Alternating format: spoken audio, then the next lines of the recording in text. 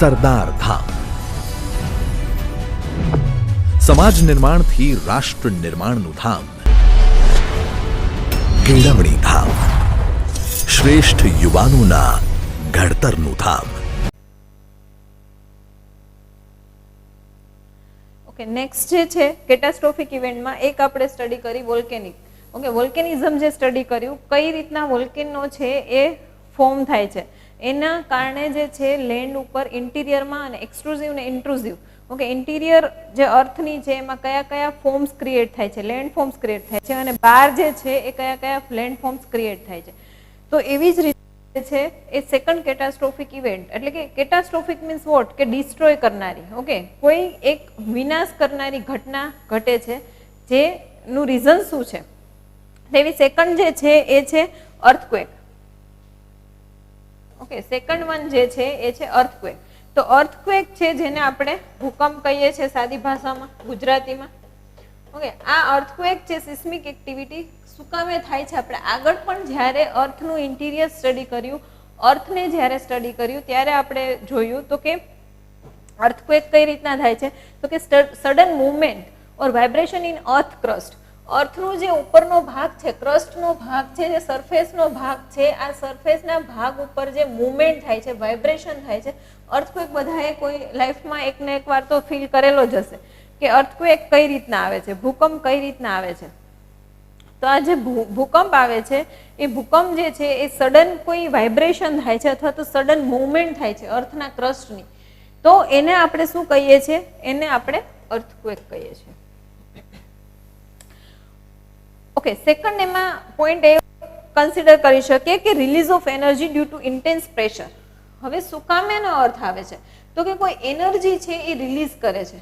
Vibration શેના કારણે આવે, તો કે કંઈક એનર્જી રિલીઝ થતી હશે તો વાઇબ્રેશન આવશે. તમને હું અહીંયા આવી રીતના મારું તો આ ટેબલને જે છે વાઇબ્રેશન આવે. વાઇબ્રેશન શેના કારણે આવે, તો કે મેં એક પ્રકારનો ફોર્સ લગાડ્યો, એના કારણે જે છે કોઈ એનર્જી રિલીઝ થઈ અને એનર્જીના કારણે વાઇબ્રેશન ક્રિએટ થયું.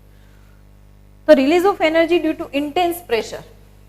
ઓકે, અને પ્લસ શું છે, active internal dynamism of the earth, કે એક્ટિવ ઇન્ટરનલ ડાયનેમિઝમ છે કે એનું જે અંદરનું જમીનની અંદર પેટાળમાં જે ડાયનેમિઝમ છે એ કેવું છે, તો કે એક્ટિવ ફોર્મમાં છે. ઓકે, એ છે એક્ટિવ ફોર્મમાં.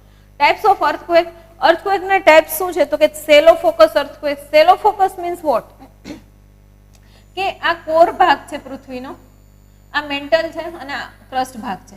તો અહીંથી જે નીકળે છે મેઘમાં, તો ઓકે, એવી જ રીતના જે છે તો કે અહીંયાથી અર્થક્વેક જે જનરેટ થાય છે, આ જે એરિયા છે એને શું કહેવાશે, ફોકસ. અને જો સરફેસની ઉપર જ્યાં આગળ રિલીઝ થશે, જ્યાં આગળ બહાર નીકળશે, આને કહેવાશે એપિસેન્ટર.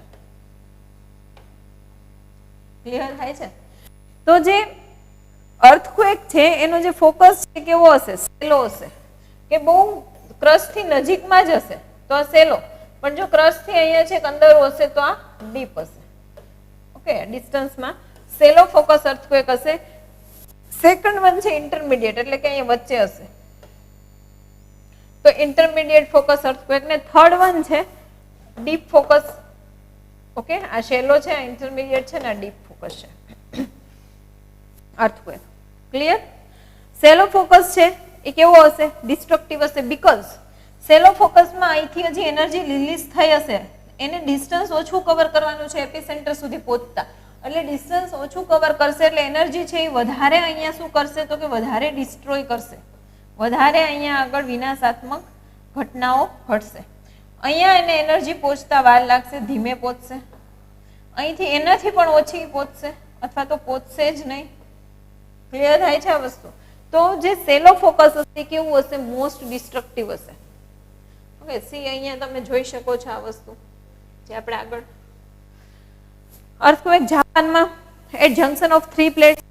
3 પ્લેટ છે, પેસિફિક ઓશનની પ્લેટ છે, ફિલિપાઇન સીની પ્લેટ છે, અને થર્ડ વન જે છે યુરેશિયન પ્લેટ છે જે જાપાન એક્ઝિસ્ટ કરે છે. તો આ ત્રણેય પ્લેટ જ્યાં અથડાશે અથવા તો આ ત્રણેય પ્લેટ જે છે ત્યાં નીચેથી જ્યાંથી લાવા નીકળશે, જ્યાંથી મેગ્મા નીકળશે, જેનું ફોકસ હશે, આ ફોકસથી જે આવશે એ શું હશે, તો કે અર્થક્વેક પ્રોન ઝોન આવશે. પ્લસ મેં જાપાન કીધું હતું જે રિંગ ઓફ ફાયર, અર્થક્વેક જ્યાંથી નીકળે છે, ઓકે, તો એ રિંગ ઓફ ફાયર છે અને ત્યાં અર્થક્વેક આવવાના ચાન્સીસ વધારે છે. બીજું છે subduction of the Pacific plate. Pacific જે પ્લેટ છે મેં કીધું તો એવી રીતના કે પેસિફિક ઓશન સૌથી વિશાળ છે, પ્લસ ઓશનિક પ્લેટ હોય, હેવી પ્લેટ હોય. તો જે ઓશનિક પ્લેટ હશે એ હેવી પ્લેટ હશે, એના કારણે એનું શું થશે? સબડક્શન થશે. સબડક્શન મીન્સ વોટ કે અંદર ઊંડી ઉતરશે. તો સબડક્શન ઓફ પેસિફિક ઓશન આવશે. તો આ કન્ટિનેન્ટ નીચે આ ઓશનની પ્લેટ છે, આ શું થશે? તો કે આની નીચે સબડક થઈ. ક્લિયર થાય છે આ વસ્તુ? ઓકે, આ ફિલિપાઇન્સ સી છે, આ પેસિફિક છે, આ કન્ટિનેન્ટલ છે. રીઝન બિહાઇન્ડ અર્થક્વેક શું છે? તો કે પેલું છે કોલાઇઝન ઓફ પ્લેટ બાઉન્ડ્રીઝ. બે કોઈ કન્ટિનેન્ટ પ્લેટ છે. ઓકે, તો બે કન્ટિનેન્ટ પ્લેટ છે. આ બે કન્ટિનેન્ટ પ્લેટ શું કરશે? તો કે આ બંને પ્લેટ છે એનું અથડામણ કરશે, એનું અથડામણ થશે.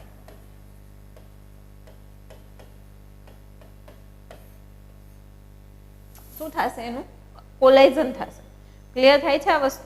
ઓકે, તો આ બે પ્લેટ જે છે, આ બે પ્લેટ વચ્ચે શું થશે? તો કે એનું અથડામણ થશે અને એના કારણે જે છે જે વાઇબ્રેશન ક્રિએટ થશે, જેને આપણે અર્થક્વેક કહીએ છીએ. ઓકે, સેકન્ડ વન છે કોલાઇઝન ઓશનિક પ્લેટ વચ્ચે થશે તો સુનામી આવશે. ઓશનિક કન્ટિનેન્ટ પ્લેટ વચ્ચે થશે તો બી ઓકે, અને કન્ટિનેન્ટ પ્લેટ વચ્ચે કોલાઇઝન ત્રણ પ્રકારે થશે, કા ઓશન કા કન્ટિનેન્ટ અથવા તો ઓશન કન્ટિનેન્ટ. સેકન્ડ રીઝન કહી શકીએ ડાયવર્ઝન પ્લેટ બાઉન્ડ્રી. કોઈ બે પ્લેટ જે છે એ બે પ્લેટ એકબીજાથી છૂટી પડશે, તૂટશે, બ્રેક થશે. એક સેમ પ્લેટ છે, આને તૂટશે, કોઈ પ્રેશરના કારણે તૂટશે, બ્રેક થશે. તો એના કારણે શું થશે? બે પ્લેટ સેપરેટ થશે, ડાયવર્સ થશે. તો જ્યારે તૂટે છે, જ્યારે ડાયવર્સ થાય છે, તો એના કારણે જે ફોર્સ લાગે છે એમાં પણ શું થશે? તો કે વાઇબ્રેશન ક્રિએટ થશે, અર્થક્વેક થાય છે. અને આ જે સેકન્ડ રીઝન છે એ મોસ્ટલી જે છે એ સુનામી માટે રિસ્પોન્સિબલ છે. ક્લિયર થાય છે આ વસ્તુ? Ocean divergence, mid oceanic ridge બને છે. થર્ડ વન રીઝન છે ટ્રાન્સવર્સ પ્લેટ બાઉન્ડ્રી. ઓકે, આપણે પ્લેટ ટેક્ટોનિક થિયરી ભણી, એમાં આપણે મેં કીધેલું હતું કે ઓશન કન્ટિનેન્ટ અને ટ્રાન્સવર્સ બાઉન્ડ્રી. ઓકે, તો આ ટ્રાન્સવર્સ પ્લેટ બાઉન્ડ્રી છે, જેમાં મેં કીધું હતું કે બે પ્લેટ એકબીજાની નજીકથી પસાર થશે અથવા બે પ્લેટ એકબીજાની ઉપરથી પસાર થશે. તો આ જે ટ્રાન્સવર્સ પ્લેટ બાઉન્ડ્રી છે એના કારણે શું થશે? તો કે અર્થક્વેક આવવાના વધી જશે, ફ્રિક્શન ડેવલપ થશે બે પ્લેટ વચ્ચે. કોઈ બે પ્લેટ જે છે એકબીજાથી આમ અથડાઈને જાય છે તો અહીં શું થશે? ફ્રિક્શન ડેવલપ થશે. ક્લિયર થાય છે આ વસ્તુ? ઓકે, તો એ જે ફ્રિક્શન ડેવલપ થશે એના કારણે વાઇબ્રેશન આવશે અને અર્થક્વેક થશે. સી અહીંયા જે છે પેસિફિક પ્લેટની ડિરેક્શન આ સાઈડ છે, નોર્થ અમેરિકન પ્લેટની ડિરેક્શન આ સાઈડ છે. આ બંને જ્યારે અથડાશે ત્યારે ફોલ્ટ ક્રિએટ થશે, પણ એ ફોલ્ટ શેના કારણે થશે? તો કે ફ્રિક્શનના કારણે. અને ફ્રિક્શનના કારણે જે ફોલ્ટ ક્રિએટ થશે અને એ ફ્રિક્શન આવશે તો વાઇબ્રેશન ક્રિએટ થશે અને એને આપણે શું કહીએ છીએ? અર્થક્વેક. ફોર્થ રીઝન આપણે કહી શકીએ તો કે Mediterranean C region. Mediterranean C region છે, જે મેં તમને કીધું કે પેલા ટેથિસ સી નો પાર્ટ હતો, જે લુરેશિયન અને ગોંડવાના પ્લેટને અલગ પાડતો હતો. ન્યુમરસ સ્મોલ આઇલેન્ડ. હવે આની ઉપર નાના ઘણા સ્મોલ આઇલેન્ડ છે. તો એ જે સ્મોલ આઇલેન્ડ છે એનું ફ્રિકવન્ટલી કાં તો ડાયવર્સ થાય છે, કાં તો કન્વર્સ થાય છે. ક્લિયર થાય છે? એ જે સ્મોલ આઇલેન્ડ છે મેડિટેરિયન સીના, એ શું થાય છે? તો કે કાં તો ડાયવર્સ થાય છે, કાં તો કન્વર્સ થાય છે, કાં તો ટ્રાન્સફર થાય. તો ફ્રિકવન્ટલી એનું ઇન્ટરેક્શન થાય છે. તો આ ઇન્ટરેક્શનના કારણે શું થાય છે? વાઇબ્રેશન ક્રિએટ થાય છે અને અર્થક્વેક આવે છે. ફિફ્થ રીઝન કહી શકીએ તો કે ક્રેટન. ક્રેટન છે એ કઈ રીતના ક્રિએટ થશે? તો કે સ્ટેબલ પાર્ટ ઓફ ક્રસ્ટ. ક્રસ્ટનો પાર્ટ છે જે લિથોસ્ફિયર એસ્થેનોસ્ફિયરનો ભાગ છે, સરફેસનો ભાગ છે. આ સરફેસના ભાગ ઉપર જે છે ક્રેટન પડશે. ક્રેટન એટલે તમે નાના મોટા ખાડા જોયા હશે. રીઇમર્જન્સ ઓફ ધી ઓલ્ડ ફ્રેક્ચર. હવે આ જે ખાડા છે એ ખાડામાં હજી કંઈક ચેન્જીસ આવશે, હજી કંઈક રીઇમર્જિંગ થશે. તો એના કારણે જે છે એ વાઇબ્રેશન પૃથ્વીમાં આવશે અને એને અર્થક્વેક કહેવાશે. ક્રેટન એટલે એવું નથી કે નાના ખાડા, મોટા ખાડા બી હોઈ શકે. સિક્સ્થ રીઝન છે હ્યુમન ઇન્ડ્યુસિંગ. હ્યુમન ઇન્ડ્યુસિંગમાં મેઇનલી આપણે માઇનિંગ કહી શકીએ, ન્યુક્લિયર ટેસ્ટિંગ કહી શકીએ. માઇનિંગમાં શું કરીએ છીએ? તો કે આપણે જમીનની અંદર જેટલું બની શકે તેટલા ઊંડેથી આપણે શું કરીએ છીએ તો કે ખનિજ નિકાલ કરીએ છીએ. ઓકે, ખનિજનું ઉત્ખનન કરીએ છીએ. તો આજે જ ખનિજનું ઉત્ખનન પોર્શન હશે, ઇન્ટિરિયર પોર્શન હશે, એમાં જે એલિમેન્ટ્સ છે આ એલિમેન્ટ શું કરશે તો કે આ એલિમેન્ટ્સ છે એ એની કોઈ એક્ટિવિટી હશે સ્પેસિફિક, લેન્ડને સ્ટેબલ રાખવાની તો ગુમાવશે, ટેમ્પરેચર મેન્ટેન કરવાની, બેલેન્સ કરવાની એક્ટિવિટી કરતું હશે તો એ ગુમાવશે, પ્રેશર મેન્ટેન કરવાનું હશે તો એ ગુમાવશે. એટલે કોઈને કોઈ રીતે અર્થના ઇન્ટિરિયરમાં એનું જે પ્રોસેસમાં અર્થને સ્ટેબલ રાખવા માટે, અર્થને બેલેન્સ રાખવા માટે જે એની એક્ટિવિટી હશે, એનું જે ફંક્શન હશે એ આપણે માઇનિંગ કરી અને એ ખનિજને બહાર કાઢી લઈએ છીએ. તો ત્યાં એનું શું થયું, ગેપ ક્રિએટ થયો. ગેપ ક્રિએટ થશે એના કારણે તમને તમારી પાસે કોઈ ઇમ્પોર્ટન્ટ વસ્તુ હોય જે તમે ડેઇલી યુઝમાં લ્યો છો અને એ વસ્તુ તમારી પાસેથી છીનવી લેવામાં આવે તો તમારી લાઈફ કેવી, એ વસ્તુ વગર જે ડેઇલી યુઝમાં લ્યો છો, રૂટીન યુઝ માટે છે તમારી, તો એના વગર તમે કેટલા હેરાન પરેશાન થઈ જાઓ. તો સેમ એવું અર્થના ઇન્ટિરિયરનું છે કે એ ખનિજ બેલેન્સ જાળવવા માટે હતું, એને તમે કાઢી લીધું, ઉત્ખનન કરી લીધું, માઇનિંગ કરી લીધું, તો એના ઇમ્બેલેન્સના કારણે જે વાઇબ્રેશન આવશે અર્થક્વેક. એટલે માઇનિંગ એક્ટિવિટી અમુક એરિયામાં બેન હોય છે. Second one nuclear testing. Nuclear testing simple આપણે કહીએ તો ન્યુક્લિયર ટેસ્ટિંગ કરીએ ત્યારે શું થાય,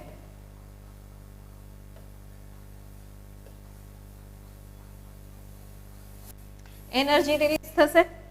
આ રિલીઝ ઓફ એનર્જી જે થશે એ એનર્જી શું કરશે તો કે આખી પૃથ્વીને જે છે એ હળબડાવી નાખશે, વાઇબ્રેશન કરશે એમાં. એટલે જે છે અર્થ આવા પાછળનું એક રીઝન કહી શકીએ. ઓકે, તો સમજાણું તમને કેટાસ્ટ્રોફિક ઇવેન્ટમાં.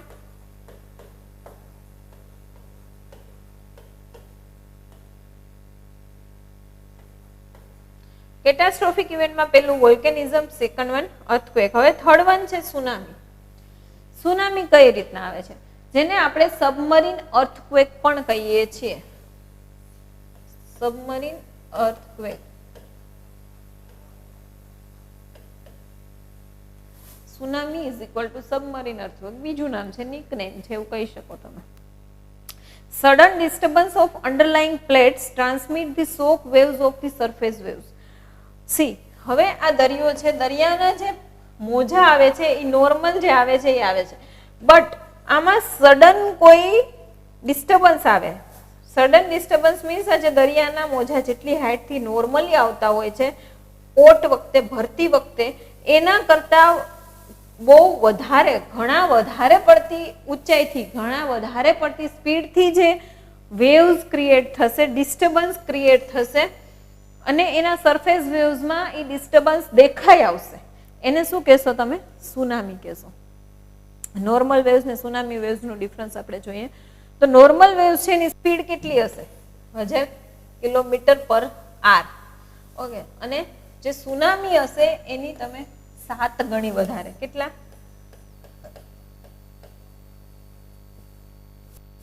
7 times મોર થઈ.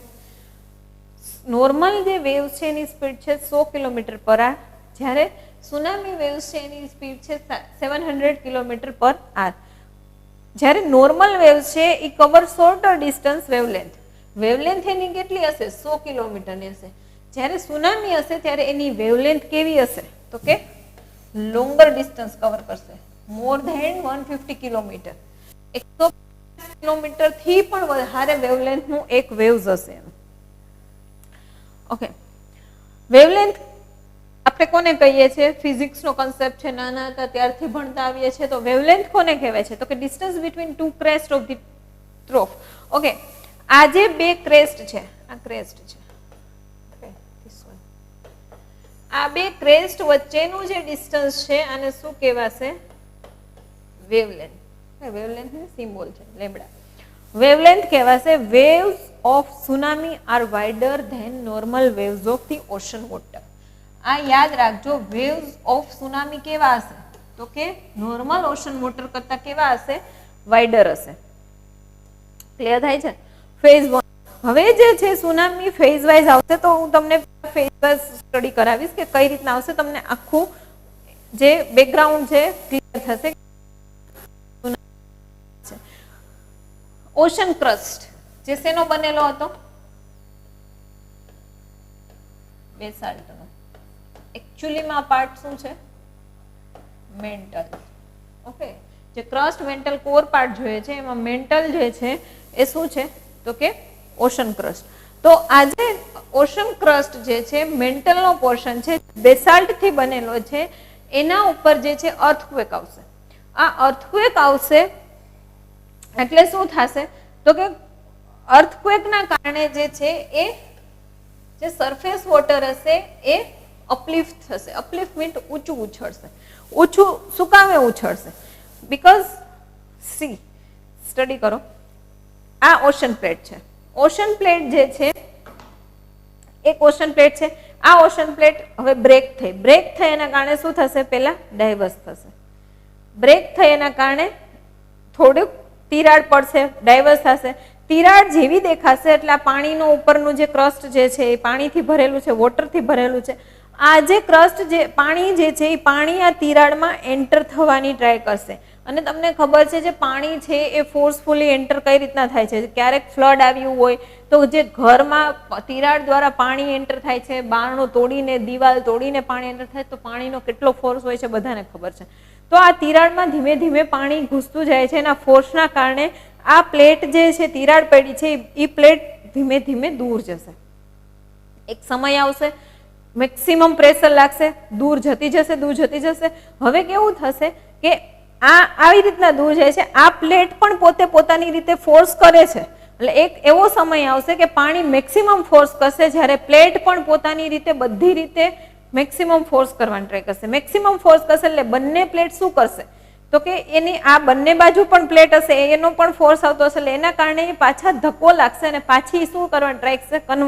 કન્વર્સ કરવાની ટ્રાય કરશે. એટલે આ પોર્શનમાં જે પાણી એન્ટર થયું છે એ પાણી જે છે એ એક સાથે આ જે છે જર્ક દ્વારા આવી રીતના ભેગી થશે, અથડાશે, એટલે પાણી જે છે એ આખું ઉછળી અને બહાર જશે અને જે તમારો સુનામીનો વેવ ક્રિએટ કરશે. ક્લિયર થાય છે આ વસ્તુ? ઓકે, તો જે છે સુનામી વેવ છે જનરેટેડ થશે. Vessels in the mid sea can not recognize the tsunami waves. Sea water recede at the shore. આ બ્રેક થશે, તિરાડમાં પાણી એન્ટર કરવાની ટ્રાય કરશે, આમ મૂવ કરશે, આમ મૂવ કરશે. એક સમય એવો આ બંને જે છે એ શું કરશે? પુશ કરશે, એટલે પાણી ઉછળી અને અહીંયા રીતને અપવર્ડ મૂવ કરશે. ઓકે,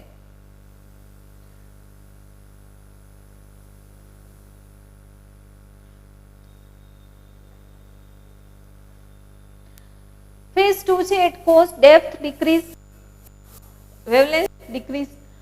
હવે અહીંયા જે છે જેવું મેં તમને કીધું કે તિરાડમાં જે છે પાણી ઘૂસવાનું સ્ટાર્ટ થશે એટલે બે કોસ્ટ ઉપરથી શું થશે તો કે પાણી પાછું ખેંચાશે, ડેપ્થ ડિક્રીઝ થશે, પાણી પાછું ખેંચાશે એટલે તમને એવું થશે દરિયો પાછો જાય છે, પાણી તો અંદર જાય છે.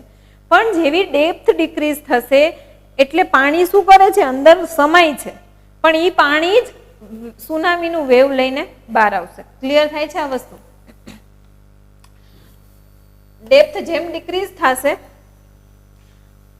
ઓકે, ડેપ્થ જેમ ડિક્રીઝ થશે એમ શું થશે કે વેવલેન્થ ડિક્રીઝ થશે. વેવલેન્થ ડિક્રીઝ થશે પણ એ સમયે વેવની હાઇટ કેવી થશે? ઇન્ક્રીઝ. બીકોઝ મેં કીધું એ રીતના કે જેવું બે જમીનનો પોર્શન, બે ક્રસ્ટનો પોર્શન જે છે ઓશનિક ક્રસ્ટ ભેગી થશે એટલે વેવ ઉછળી અપલિફ્ટ થઈ અને ઉપર આવશે. A huge wall of water બનશે, 10 to 12 ફ્લોર હાઈ ક્રિએટેડ થશે. 10 થી 12 ફ્લોર જેટલું ઊંચું મોજું ઉછળશે. એટલે વિચારો તમે કે કેટલી હાઇટ હશે એક વેવ્સની. Enormous energy release at the shore. Okay, phase 3 માં આપણે કઈ હીટ કોસ્ટ એરિયાનો એક 10 થી 20 ફ્લોર જેટલું ઊંચું ઉછળશે. એટલે તમે વિચારી શકો છો કે કેટલો એરિયા કવર કરશે આગળનો. ઓકે, કોસ્ટના જે એરિયા હશે ત્યાં હિટ કરશે. Tsunami not a single wave but multiple wave. Tsunami ક્યારે એક વેવ્સમાં નથી આવતી, એ મલ્ટિપલ વેવ્સમાં આવે છે. ભલે એક સાથે નથી આવતી, તમને જ્યારે આવે ત્યારે એક વેવ્સ જ આવતું દેખાશે, પણ વળી પાછી શું થશે તો કે અથડાશે, અથડાશે જેમ એમ વધારે જર્ક ક્રિએટ કરશે, વધારે જર્ક ક્રિએટના કારણે કોઈ પણ ફોર્સને આમ અથડાવું તો ડાયવર્સ થાય, અપાકર્ષણ થાય, તો એ જે આવી રીતના અથડાશે અને જે છૂટી પડશે એ વધારે ગેપ ક્રિએટ કરશે અને વધારે પાણી અંદર નાખશે અને વધારે ફોર્સ ક્રિએટ કરશે અને વળી પાછું જ્યારે એ બે પ્લેટ ભેગી થશે ત્યારે પાણી જે ઉછળીને આવશે એ વધારે હાઈટ વાળું આવશે. ક્લિયર થાય છે આ વસ્તુ? In 8 waves are most dangerous. આ યાદ રાખવાનું છે. વેવલેન્થ વાઇઝ તમે સ્ટડી કરવા, સુનામી ઉપર આપણે પીએચડી નથી કરવાનું, પણ એટલું યાદ રાખવાનું છે વેવલેન્થના કારણે આ 4th અને 8th જે વેવ્સ મોસ્ટ ડેન્જરસ છે કે છે એ શેના કારણે છે? Because of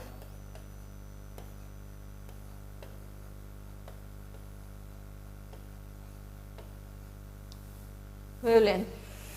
time lapse between each waves. બે વેવ્સ વચ્ચે સમય કેટલો હોય છે? 15 થી 50 મિનિટનો. એક વેવ્સ જો આવેલું હશે તો એની 50 મિનિટ પછી બીજું વેવ્સ આવશે, એની 35 મિનિટ પછી ત્રીજું આવશે, 40 પછી ચોથું આવશે, 15 મિનિટ પછી પાંચમું આવશે.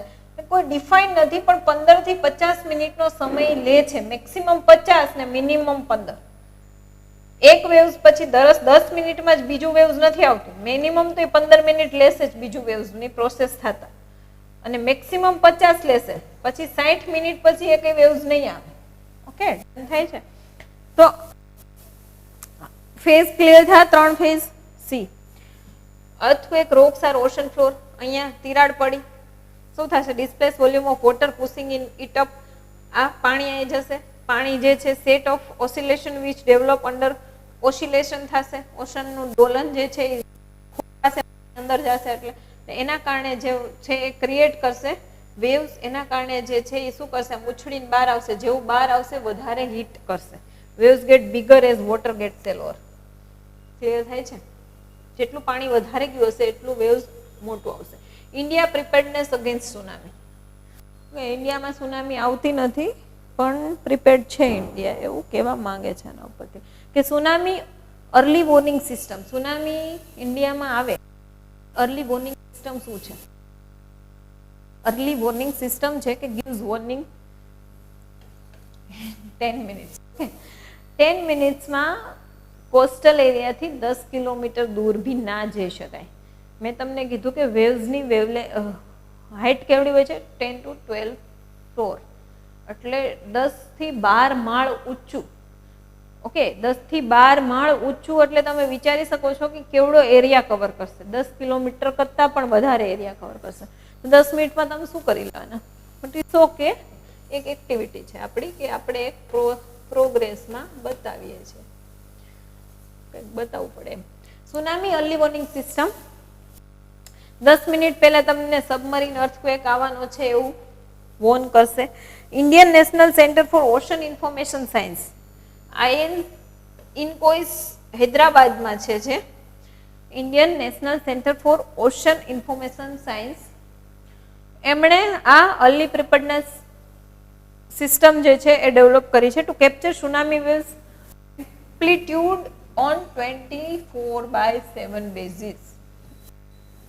24/7 બેઝિસ ચાલુ રહેશે. ઇન્ફોર્મ 10 મિનિટ પહેલા એ લોકો લેવલ છે. તો કે સી લેવલ જે છે એ નોર્મલી કેટલું જાય છે, અત્યારે કેટલું ગયું છે? તો એ સી લેવલ સેન્સર જે છે એ રિયલ ટાઈમ રોજનો રોજ મિનિટ ટુ મિનિટ ચેન્જ થતું રહે છે, એ ચેક કરે છે. અને બોટમનું પ્રેશર સીમાં કેટલું છે એ પણ આ દ્વારા ચેક થાય છે. કરંટ, કોસ્ટલ કરંટની જે રડાર જે છે એ હાઈ ફ્રીક્વન્સી વાળી છે, એટલે વેવ્સની ફ્રીક્વન્સી પણ મિનિટ ટુ મિનિટ ચેન્જ થતી રહે છે. તો એના દ્વારા બી ખબર શકે છે. ગેસ સ્ટેશન બી છે ત્યાં આગળ, એટલે એની પણ આપણે જોઈ શકીએ છીએ. ઓકે,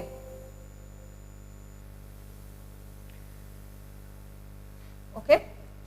તો આપણે અત્યાર સુધી શું કર્યું? તો કે આપણે જીઓમોર્ફોલોજી જોયું, અર્થ જે છે ઇન્ટિરિયર જોયું, કેટાસ્ટ્રોફિક ઇફેક્ટ જોઈ, કેટાસ્ટ્રોફિક ઇવેન્ટમાં આપણે અર્થક્વેક જોયું, વોલ્કેનિઝમ જોયું, સુનામી જોઈ, કઈ રીતના આવે છે, એના કારણે કયા કયા લેન્ડફોર્મ્સ ક્રિએટ થાય છે, અર્થનું ઇન્ટિરિયર શું છે, કઈ કઈ થિયરીને બેઝિસ ઉપર આપણે માન્યતા આપી છે, લેટિટ્યુડ શું છે, લોન્જિટ્યુડ શું છે, સમય કઈ રીતના બદલાય છે, ટાઈમ કઈ રીતના બદલાય છે, સિઝન કઈ રીતના આવે છે, આ આપણે બધું ઇન ડિટેલ કન્સેપ્ટ કવર કર્યા. નેક્સ્ટ જે છે એ આપણે સ્ટાર્ટ કરીશું ઓશનોગ્રાફી. ઓકે, આ જે ઓશનોગ્રાફી છે, ઓશનોગ્રાફીમાં મેઇનલી શું છે?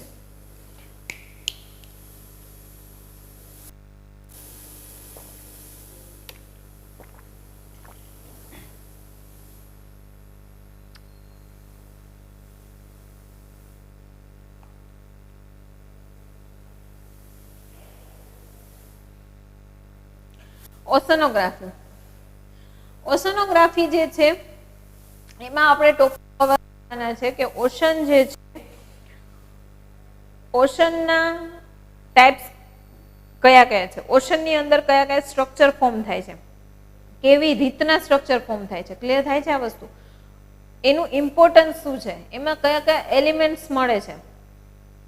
તો જે આપણે ઓશનમાં પાણી દેખાય છે, પાણી સિવાય પણ અંદરનો જે પોર્શન જે છે ઓશનમાં એ મોસ્ટ ઇમ્પોર્ટન્ટ છે અને અર્થનું એક આપણે જિયોગ્રાફીનો પોર્શન કહી શકીએ, જિયોગ્રાફીમાં ઇમ્પોર્ટન્સ એનું કહી શકીએ. તો ઓશનોગ્રાફી એક જિયોગ્રાફીનો આપણે સ્ટડી કરવાનો એક પાર્ટ છે. તો એમાં છે ટોપિક કવર કરશું ocean bottom relief, ocean current, ocean tide, salinity of ocean water, temperature of ocean અને coral reef. First of all છે bottom relief. Ocean bottom relief જે છે એમાં શું આવશે તો કે ઓશનિક ક્રસ્ટ. ઓશનિક ક્રસ્ટ જે પહેલેથી હું કહેતી આવું છું કે કન્ટિનેન્ટના હિસાબથી મેન્ટલ પોર્શન અને contain basalt. First order relief, most fundamental part કહી શકો ઓશનનો, સરફેસનો કન્ટિનેન્ટનો મોસ્ટ ફંડામેન્ટલ પાર્ટ કયો કહી શકો? ક્રસ્ટ કહી શકો. ક્રસ્ટ પાર્ટ જે લિથોસ્ફિયર એસ્થેનોસ્ફિયરથી બનેલું છે. પણ ઓશન ક્રસ્ટનો જે મોસ્ટ ફંડામેન્ટલ ઓશનનો જે મોસ્ટ ફંડામેન્ટલ પાર્ટ છે જેને ઓશનિક ક્રસ્ટ કહેવાય એ છે આપણા કન્ટિનેન્ટના હિસાબમાં મેન્ટલ પાર્ટ જે બેસાલ્ટથી બનેલો છે. ઓકે, ઓશનિક ક્રસ્ટ થિકનેસ કેટલી હશે? ઓશનના ક્રસ્ટની થિકનેસ કેટલી હશે તો કે 1 થી 3 કિલોમીટર જેટલી જ હશે. કલરમાં કેવું હશે? ડાર્ક હશે અને ડેન્સિટી કેવી હશે? હાયર હશે. ક્લિયર થાય છે?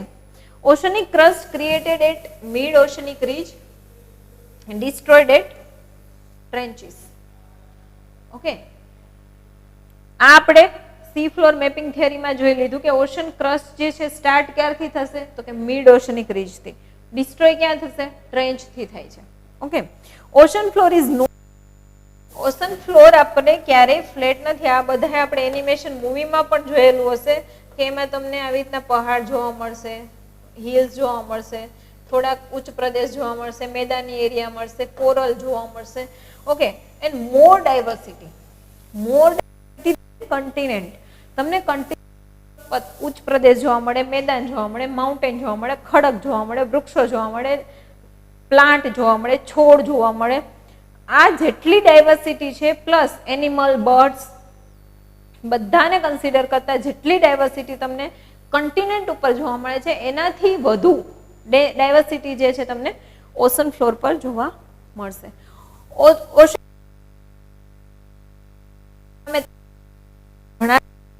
કન્ટિનેન્ટલ શેલ્ફ પહેલા તમને મેં ઓશન સ્પ્રેડ વખતે બનાવ્યું. એ બોર્ડરનો પાર્ટ છે જે કન્ટિનેન્ટ પૂરો થાય અને ઓશનનો પાર્ટ સ્ટાર્ટ થાય. ત્યારબાદ છે કન્ટિનેન્ટલ સ્લોપ જે શેલ્ફથી થોડો ઊંડો હશે ને ઢોળાવવાળો એરિયા હશે. ક્લિયર થાય છે? મિડ ઓશનિક રીજનો પોર્શન અને આ જે છે એબેસાઇલ પ્લેન છે. ઓકે, અને એની અંદર સી માઉન્ટિંગ ટ્રેન્ચ જોવા મળે છે આપણને. ડિવિઝન ઓફ ઓશન બોટમ જે છે 3 છે. ઓશન કન્ટિનેન્ટ માર્જિન છે જેને આપણે શું કહીએ છીએ? કન્ટિનેન્ટલ શેલ્ફ. ડીપ ઓશન પ્લેન અને મિડ ઓશનિક. ઓકે, શેલ્ફ ને સ્લોપ આ બંને આમાં આવશે. હવે છે કન્ટિનેન્ટલ ઓશન માર્જિન. એમાં 3 પોર્શન પાડી શકીએ. કન્ટિનેન્ટલ શેલ્ફ, ખંડીય છાજલી એવું સમથિંગ ગુજરાતીમાં એને કહેવાય છે. ખંડીય છાજલી, ખંડીય ઢોળાવ, ગુજરાતી શબ્દની જરૂર હોય તો. અને આને ખંડીય ઊંચાણ.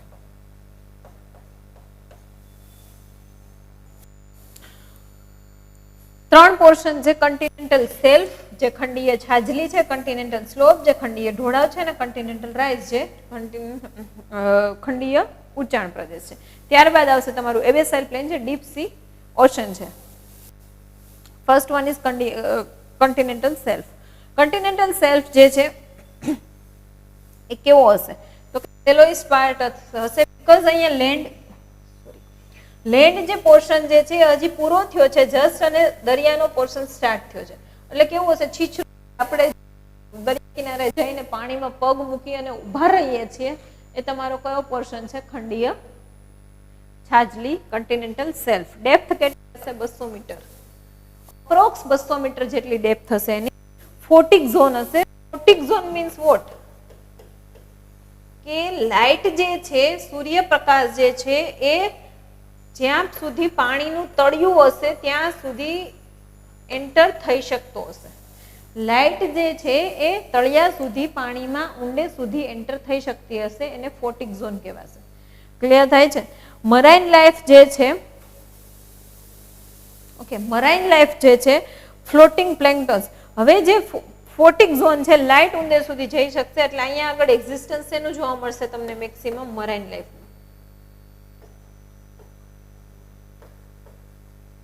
ઓકે, જે કઈ જળના જે જીવજંતુઓ છે, જળ સૃષ્ટિ જે છે એ તમને અહીંયા આગળ જોવા મળશે. ફ્લોટિંગ પ્લેન્કટોન્સ જે લીલ છે, બેથોસ છે, ક્રેબ એટલે કે કરચલા છે, ફિશ છે, આ બધું તમને મેક્સિમમ આ ફોટિક ઝોનમાં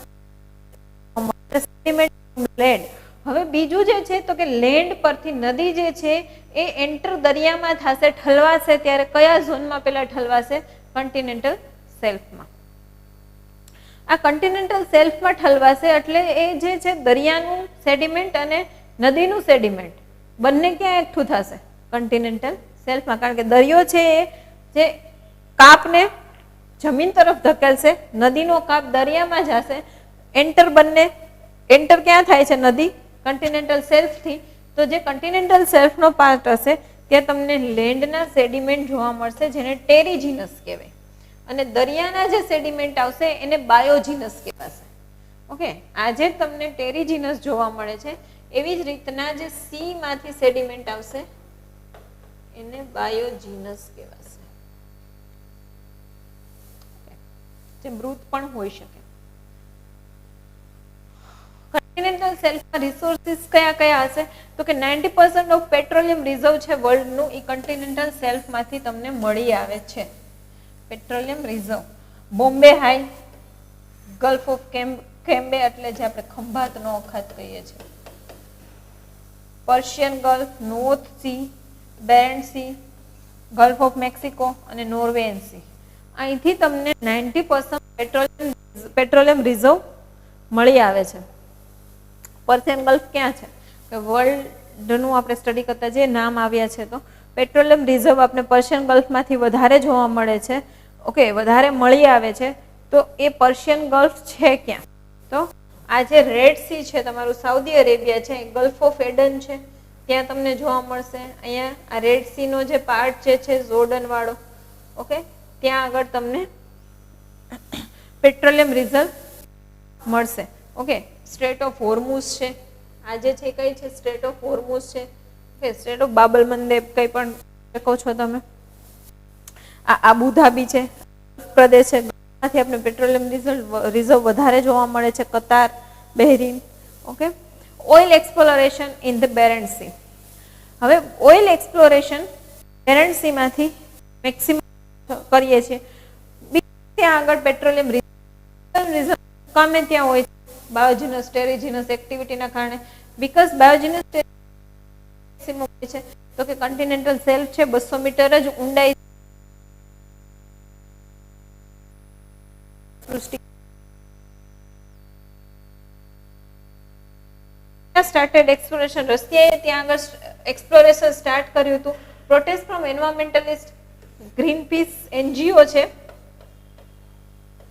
આને પ્રોટેસ્ટ ચાલુ કર્યો. એન્વાયરમેન્ટલિસ્ટ છે કે એન્વાયરમેન્ટને લગતી કંઈ પણ એક્ટિવિટી હોય, પ્રોટેસ્ટ હોય, એ આ ગ્રીનપીસ દ્વારા કરવામાં આવે છે. એમણે પ્રોટેસ્ટ કર્યું કે રશિયા જે છે એ આ બેરેન્ટ સી જે છે એમાંથી પેટ્રોલિયમ રિઝર્વને જે છે એ ઉત્ખનન કરે છે, એનું માઇનિંગ કરે છે, એનું એક્સપ્લોરેશન કરે છે. તો એના કારણે જે છે ઓશન જે છે એ ઓશનને નુકસાન પહોંચી શકે છે અને જે જળ સૃષ્ટિ છે જળ સૃષ્ટિને પણ નુકસાન પહોંચી શકે છે. એટલે પ્રોટેસ્ટ ચાલુ કર્યું હતું. ઓકે, અને પછી બંધ કરી દીધું. આર્કટિક ઓશન નોર્થમાં, નોર્થ પોલની તમને ખબર છે આર્કટિક ઓશન ક્યાં છે? Melting due to global warming, green house ગેસીસના વધારાને ઇન્ક્રીઝ છે તો કે સ્ટાર્ટ કરી દે છે. યુરોપથી રશિયાનો નવો રૂટ અહીંયા આગળ ન્યૂ સી રૂટ ઓપન થયો છે યુરોપથી રશિયા સુધીનો. Okay,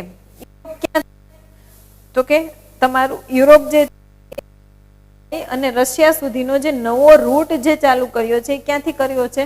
Arctic ઓશનમાંથી.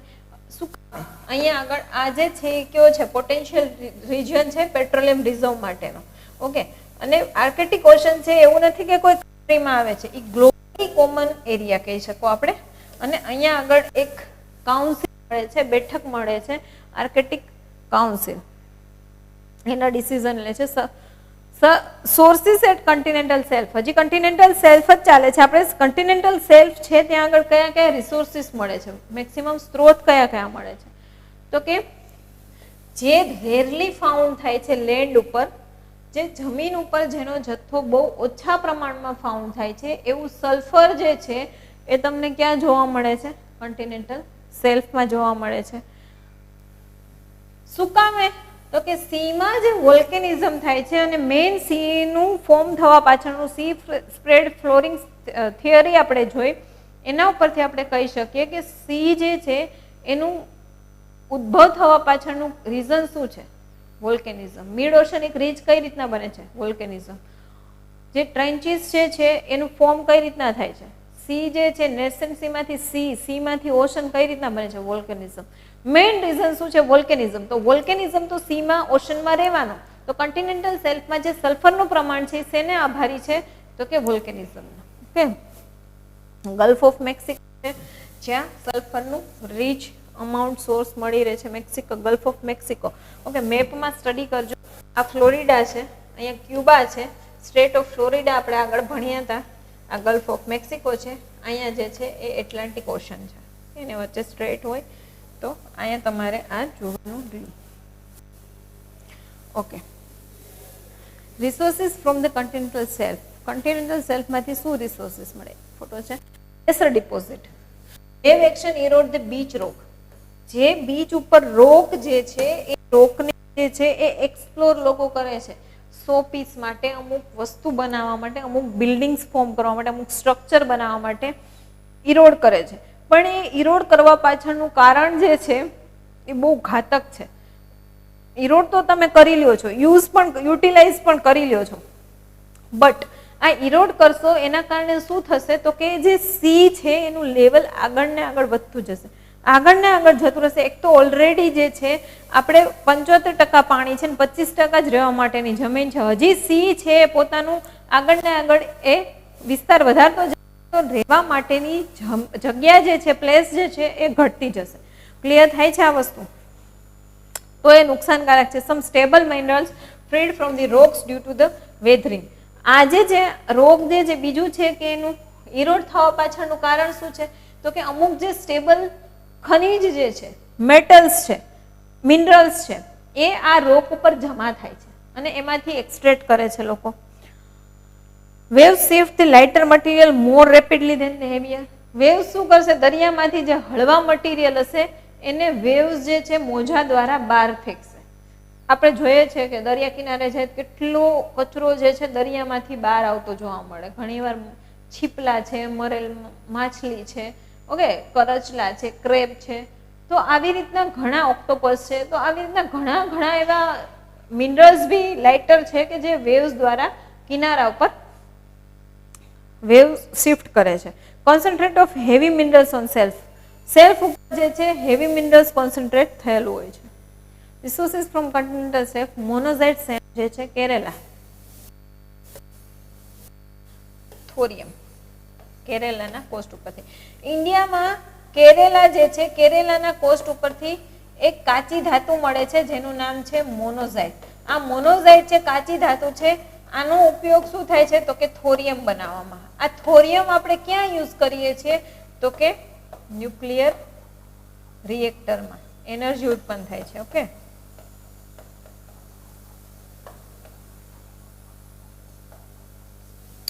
ન્યુક્લિયર રિએક્ટરમાં જે છે એ આ એનર્જી આ થોરિયમ છે એનો આપણે ફ્યુલ તરીકે યુઝ કરીએ છીએ.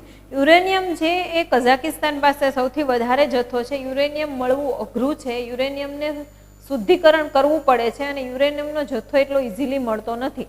પણ થોરિયમ ફ્યુલ તરીકે આપણે આપણી જ કન્ટ્રીમાંથી જો કાચી ધાતુ મળી આવતી હોય તો આપણે શુદ્ધિકરણ કરી અને એનું ફ્યુલ તરીકે યુઝ કરી શકીએ છીએ. વધારે આપણા માટે કન્વિનિયન્સી રહે એમ છે. ઓકે, એટલે જે થોરિયમ જે છે એ પણ ક્યાંથી મળે છે? મોનોઝાઇટ જે સેન્ડ છે એ કન્ટિનેન્ટલ શેલ્ફ મળી આવે છે. બીજું જે છે અલાસ્કામાંથી ગોલ્ડ મળે છે. બ્રાઝિલ ઓસ્ટ્રેલિયામાંથી ઝીરકોન મળે છે, મળે છે. Least soluble in ocean water શું છે? Calcium. Okay, Peruvian coast rich deposit calcium and phosphate. Calcium જે છે તમને છે જે કોરલ આપણે જોઈએ છે એ કોરલનું હોય છે એ જે સ્ટ્રક્ચર છે તેનું બનેલું હોય છે કેલ્શિયમનું. ઓકે, તો આ જે કોરલનું સ્ટ્રક્ચર કેલ્શિયમનું બનેલું હોય છે તો એ જે કેલ્શિયમ છે એ શું કામે કેલ્શિયમનું? કારણ કે એ ઓશનના વોટરમાં લીસ્ટ સોલ્યુબલ છે. Fishes are rich in nitrate and phosphate, high protein medicinal use. Nitrate, phosphate, protein અને પલ્સ પણ તમને જોવા મળે છે. સી પલ્સના મોતી જે છે એ આ છીપમાંથી જોઈ શકો છો. જ્યાં એક પ્રકારના મિનરલ્સ છે, એક પ્રકારના તત્વોનું બનેલું એલિમેન્ટ્સ છે. તો ક્લિયર થાય છે કન્ટિનેન્ટલ શેલ્ફ. નેક્સ્ટ છે continental slope. Very slope. Okay, very steep slope છે. Steep means what? કે આવી રીતના હશે. Massive landslide of terrigenous deposit. Terrigenous એટલે જે છે એ દરિયામાં જે સેડિમેન્ટ ઠલવે છે, જે સેડિમેન્ટ દરિયામાં એડ કરે છે, ડાયરેક્ટલી ક્યાં આવશે તો કે સ્લોપ થ્રુ સરકી અને નીચે ડિપોઝિટ થશે. ઓકે, બાયોજિનસ મીન્સ દરિયામાંથી જે કચરો આવે. ટેરિજિનસ મીન્સ કન્ટિનેન્ટમાં લાઈક જે છે મોટી મોટી નદી છે, ઇન્ડસ, મિસિસિપી, યુકોન, કોંગો. આ જે છે એ સબમરીન કેન્યોન જે છે એ ફોર્મ કરે. Submarine canyon what? તો કે આ જે છે એ સ્લોપમાં દ્વારા જે છે એ આ જે સેડિમેન્ટ છે એ આવી રીતના સરકી અને નીચે જશે અને અહીંયા આગળ જે છે એ આવી રીતના થોડુંક ઊંડું સ્ટ્રક્ચર બનાવશે અને એમાં જે છે આ ડિપોઝિશન એડ થશે, એને કહેવાશે canyon. Highest waterfall Denmark state છે ત્યાં હાઈએસ્ટ વોટરફોલ છે અંડર ધી અર્થ. અંદર બીકોઝ અહીંથી ઉપરથી પાણીનો જે ફોર્સ પડે, ફોર્સફુલી એને વોટરફોલ કહી શકો. તો અંડર ધી અર્થ વોટરફોલ હોય તો એ ક્યાં છે? હાઈએસ્ટ ડેનમાર્ક સ્ટેટમાં. તો આ કન્ટિનેન્ટલ સ્લોપ થયું છે. કન્ટિનેન્ટલ સ્લોપમાં તમને વધારે પડતું કાંઈ ડિપોઝિશન જોવા નહીં મળે. ત્યાં પ્રાણી જે જળ સૃષ્ટિ છે એનું એક્ઝિસ્ટન્સ નહીં જોવા મળે. ફોટિક ઝોન તમને ઓછો જોવા મળશે, નહીં જોવા મળે, નહિવત જોવા મળશે. કન્ટિનેન્ટલ રાઇઝ છે સેલ્ફ ને સ્લોપ પછી નીચેનો પોર્શન છે, આ કોર્નરનો પોર્શન. હવે ઘણી જગ્યાએ કન્ટિનેન્ટલ ટ્રેન્ચ પણ હોય છે. ટ્રેન્ચ એટલે મેં જે કીધું કે સી ઓશન એનો જે ડિસ્ટ્રોય કરે છે ત્યાં ટ્રેન્ચ ફોર્મ થાય છે, પણ જે ડિસ્ટ્રોય નથી કરતો ત્યાં સ્લોપ ક્રિએટ થાય છે. ટ્રાન્ઝિશનલ ઝોન છે કોને વચ્ચેનો? કે કન્ટિનેન્ટલ બ્લોક અને ઓશનિક બ્લોક વચ્ચેનો આ કન્ટિનેન્ટ તમારો પૂરો થાય છે, ઓશન ચાલુ થાય છે, આ બંને વચ્ચેનો ટ્રાન્ઝિશન ઝોન શકો કન્ટિનેન્ટલ રાઇઝ. ધેર એબ્સન્ટ નિયર ટ્રેન્ચીસ, ટ્રેન્ચીસ હશે ત્યાં આગળ કન્ટિનેન્ટલ રાઇઝ નહીં હોય. બીકોઝ જે રાઇઝ શું કામે આવે તો કે ટેરીજીનસ ને બાયોજીનસ જેટલું અહીંયા કન્ટિનેન્ટલ સેલ્ફમાં હતું એ બધું અહીંયા સ્લોપ દ્વારા નીચે સરકી અને નીચે આવી જશે અને અહીંયા એકઠું થશે અને થોડુંક ઉચ્ચ પ્રદેશ જેવું ક્રિએટ થશે. આ કન્ટિનેન્ટલ રાઇઝ હતું તમારું. પણ જ્યારે અહીંયા ટ્રેન્ચ હશે તો શું થશે તો કે એ એકદમ ઊંડું જતું રહેશે, સરકી અને નીચે તો આવશે પણ એ જમા નહીં થાય, એના બદલે અહીંયા ટ્રેન્ચ ખીણ છે, ખીણમાં અંદર જતું રહેશે. તો અહીંયા છે કન્ટિનેન્ટલ રાઇઝ જોવા નહીં. ક્લિયર થાય છે? They are absent near trenches, as subduction near trenches. Subduct થશે, consume the deposition of continental rise, consume કરી લેશે continental rise ને. continental rise clear. continental self, continental slope ને continental rise નું આપણે એક બેઝિક ઓવરવ્યુ લીધું.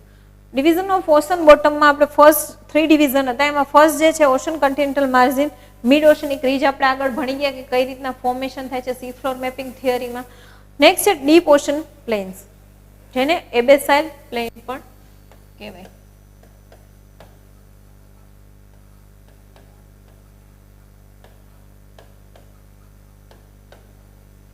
ડીપ ઓશન પ્લેન, આ જે ડીપ ઓશન પ્લેન જે છે એ ઓશન ફ્લોરનું 40% પાર્ટ જે છે એ ઓક્યુપાય કરે.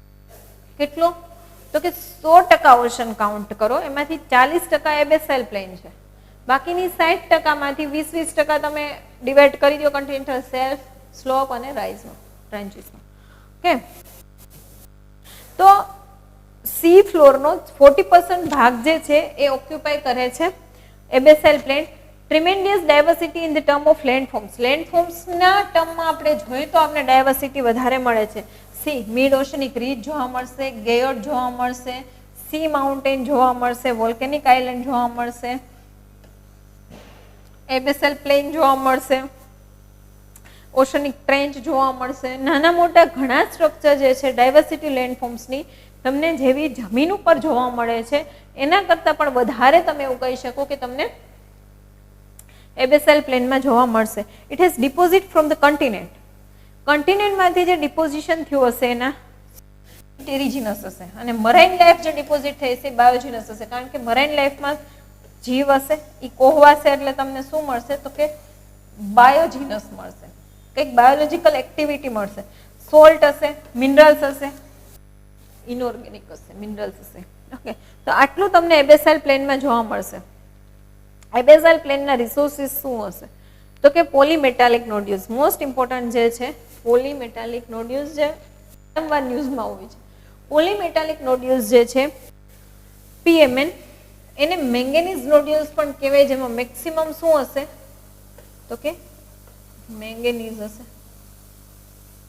Okay, concentration of metal around the core, જે કોર પાર્ટ હશે મીન્સ કોઈ એક કેલ્શિયમનો પથ્થર લઈ લો, કોઈ સમથિંગ કંઈક એલિમેન્ટ્સ લઈ લો, આ એલિમેન્ટ્સ જે છે એની ફરતે જે છે મેટલ જે છે એ ગઠ્ઠો બનાવી દેશે, એક લુગડી જેવું બનાવી દેશે, મેટલ્સ હશે બધી, એને પોલીમેટાલિક નોડ્યુલ્સ કહેવાશે. પોલીમેટાલિક નોડ્યુલ્સ તમને કઈ ઊંડાઈ મળશે? 4000 થી 6000 મીટરની ઊંડાઈ મળશે, 4000 to 6000. ઓકે, એટલા મીટર ઊંડે જાશો પછી પેલી પોલીમેટાલિક નોડ્યુલ્સનું ડિપોઝિશન તમને જોવા મળે છે. હવે global distribution of the પોલીમેટાલિક nodules શું છે તો મેક્સિમમ તમને જે પોલીમેટાલિક નોડ્યુલ્સ જોવા મળશે એ ક્યાં જોવા મળશે? ઓશન, બીકોઝ પેસિફિક ઓશન મોટો છે, વધારે પડતી રિવર સેડિમેન્ટ ઠાલવતી હશે, ઓશનની પોતાની જળ સૃષ્ટિ વધારે પડતી હશે એટલે બાયોજીનસ વધારે હશે, મેટલનું કન્ટેન્ટ વધારે હશે. First found in sea Arctic Ocean. Okay, these nodules are found in all the ocean, બધા ઓશનમાં જોવા મળે છે, ઇકોનોમિકલી વાયેબલ છે. બીકોઝ આ જે નોડ્યુલ્સ હોય છે આમાં મેંગેનીઝ હોય, કોપર હોય, સિલિકા હોય, મિનરલ્સ ટોટલી ગોલ્ડ હોય, સલ્ફર હોય, ટોટલી મિનરલ્સ જે છે તમને ખનિજ આમાંથી જોવા મળે, એટલે આ શું કરશે તો કે બધા કન્ટ્રી છે આનું એક્સટ્રેશન કરવાની ટ્રાય કરશે અને એક્સટ્રેશન કરી અને એમાંથી અલગ અલગ અલગ બધા મેટલ્સ છૂટા પાડી અને પોતાના કન્ટ્રીમાં યુઝમાં લઈ શકશે, અધરવાઇઝ એને બીજા કન્ટ્રીમાંથી ઇમ્પોર્ટ કરવા પડશે. એટલે ઇકોનોમિકલી વાયેબલ છે, અહીંયા પોતે એક્સપ્લોરેશન કરશે, પોતે કાઢી શકશે, તે બીજા કન્ટ્રીને અહીંયા વેચી શકશે, એનું ફોરેક્સ રિઝર્વ વધશે. ઓકે, એટલે ઇકોનોમિકલી કનેક્ટ કરવાનું છે. ઇકોનોમિકલી વાયેબલ હશે central Indian ocean and eastern Pacific ocean, એમાં તમને વધારે મળે. પોલીમેટાલિક નોડ્યુલ્સ જે છે એ કેવા છે તો કે મેટલ જેવા સ્મોલ નોડ્યુલ્સ છે, જેમાં મેંગેનીઝ હશે, આયરન હશે, સિલિકા, એલ્યુમિનિયમ, નિકલ, કોબાલ્ટ જેવી બધા મેક્સિમમ પ્રકારની મિનરલ્સ છે. મને મળેલો હતો તો આ પોલીમેટાલિક નોડ્યુલ્સ આવું દેખાઈ શકે. હવે આમાં તમને અત્યારે ના દેખાય અને એક્સટ્રેક્ટ કરવા પડે મિનરલ્સ અલગ. Some of the minerals are rare on land ઉપર. અમુક મિનરલ્સ એવા છે કે જે રેર છે, કે જે મળતા નથી, એ તમને આ પોલીમેટાલિક નોડ્યુલ્સમાં પ્રેઝન્ટ મળે છે. એટલે અમુક કન્ટ્રી જે છે એ આ વધારે એક્સટ્રેક્ટ કરવાની પેલામાં હોય છે. હવે એક જે છે બોડી યુએન ક્લોઝ. હવે આ જે છે પોલીમેટાલિક નોડ્યુલ્સમાં ક્લોઝ શું કામ હું તમને ભણાવું છું કે જ્યારે પોલીમેટાલિક નોડ્યુલ્સની વાત આવે ત્યારે યુએન ક્લોઝનો ઉલ્લેખ થાય. બીકોઝ પોલીમેટાલિક નોડ્યુલ્સ એવી વસ્તુ છે, મેં તમને કીધું ઇકોનોમિકલી વાયેબલ છે. કોઈ કન્ટ્રીને મિનરલ્સમાં રીચ કરવા માટે, રિસોર્સિસ રીચ કરવા માટે, એને એક્સપોર્ટ કરવા માટે, ફોરેક્સ રિઝર્વ વધારવા માટે ઇકોનોમિકલી વાયેબલ છે. તો આ પોલીમેટાલિક નોડ્યુલ્સ છે એનું ઉત્ખનન જે છે એ કન્ટ્રી વધારે ને વધારે કરવા માંગતી હોય.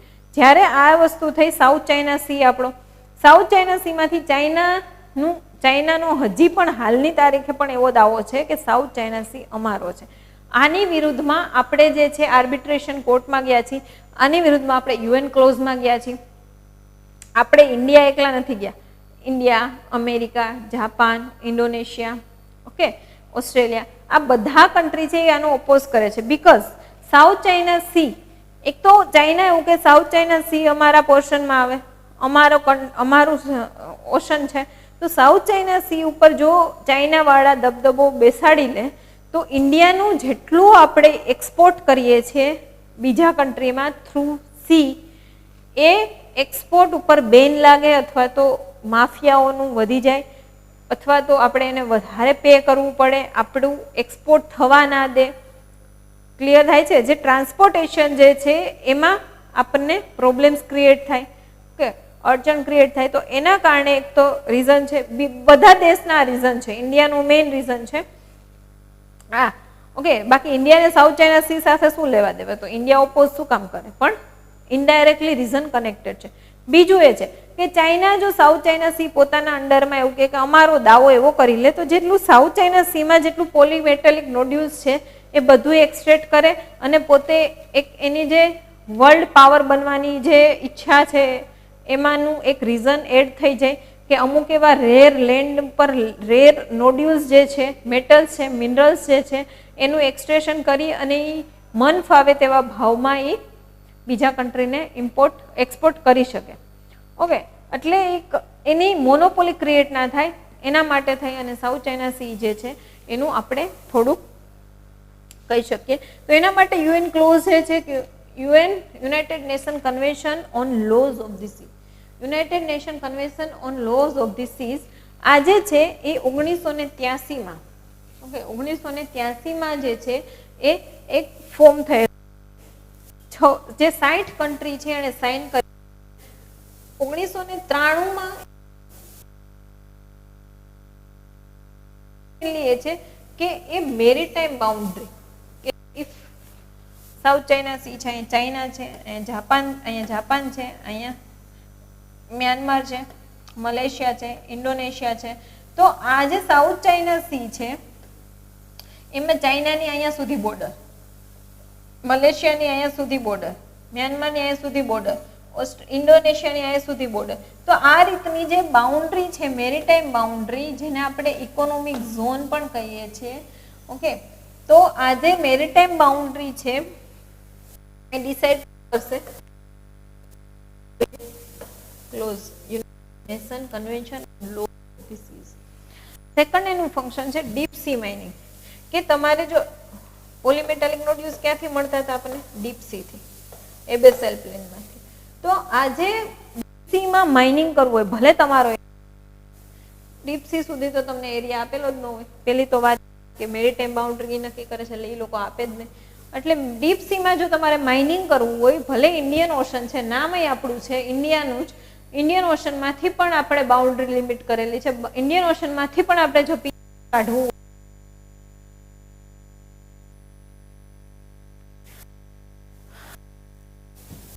એન્વાયરમેન્ટલ પ્રોટેક્શન, કે દરિયાને લગતી, ઓશનને લગતી કોઈ પણ પ્રોટેક્શનની વાત આવે, ડાયવર્સિટીથી લઈ જળ સૃષ્ટિ, એની પોલ્યુશન, ટેમ્પરેચર, પ્રેશર, એનું જે વોટર પ્યોરિફિકેશન, ટોટલી ટૂંકમાં જે દરિયાને લગતી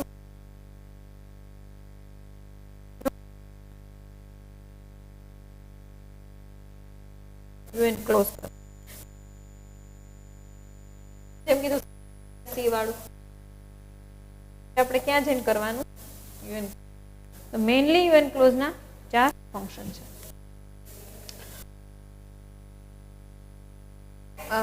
મેરીટાઈમ બાઉન્ડ્રી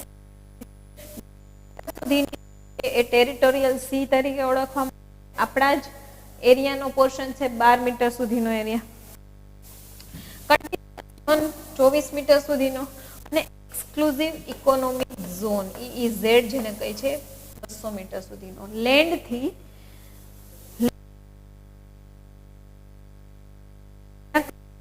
સેલ્ફ રાઇઝ તમારી પૂરી થાય છે અથવા તો ટ્રેન્ચ પૂરી થાય છે ત્યાં સુધીનો તમારો એક્સક્લુઝિવ ઇકોનોમિક ઝોન. અહીંયામાં આ એરિયા સુધીમાં તમારે ઇકોનોમિક કોઈ પણ પ્રકારની એક્ટિવિટી કરવી હોય, ફિશરીથી લઈ તમે માઇનિંગ કરો, કંઈ પણ કરો, પરમિશન નીડેડ નથી. પણ તમે જો અહીંયા હાઈ સીમાં ગયા, એબેસેલ પ્લેન સ્ટાર્ટ થઈ ગઈ, PMN છે, તમારે આનું ઉત્ખનન કરવું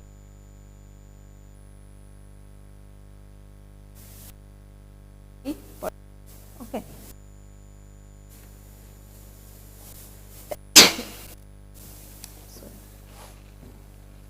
સેકન્ડ ઓકે, આમાં જે છે તો કે decided territorial waters contiguous zone EEZ for the coastal countries.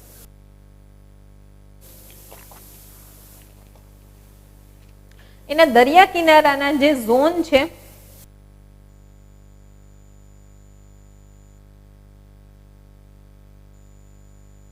Right of the state minerals products area.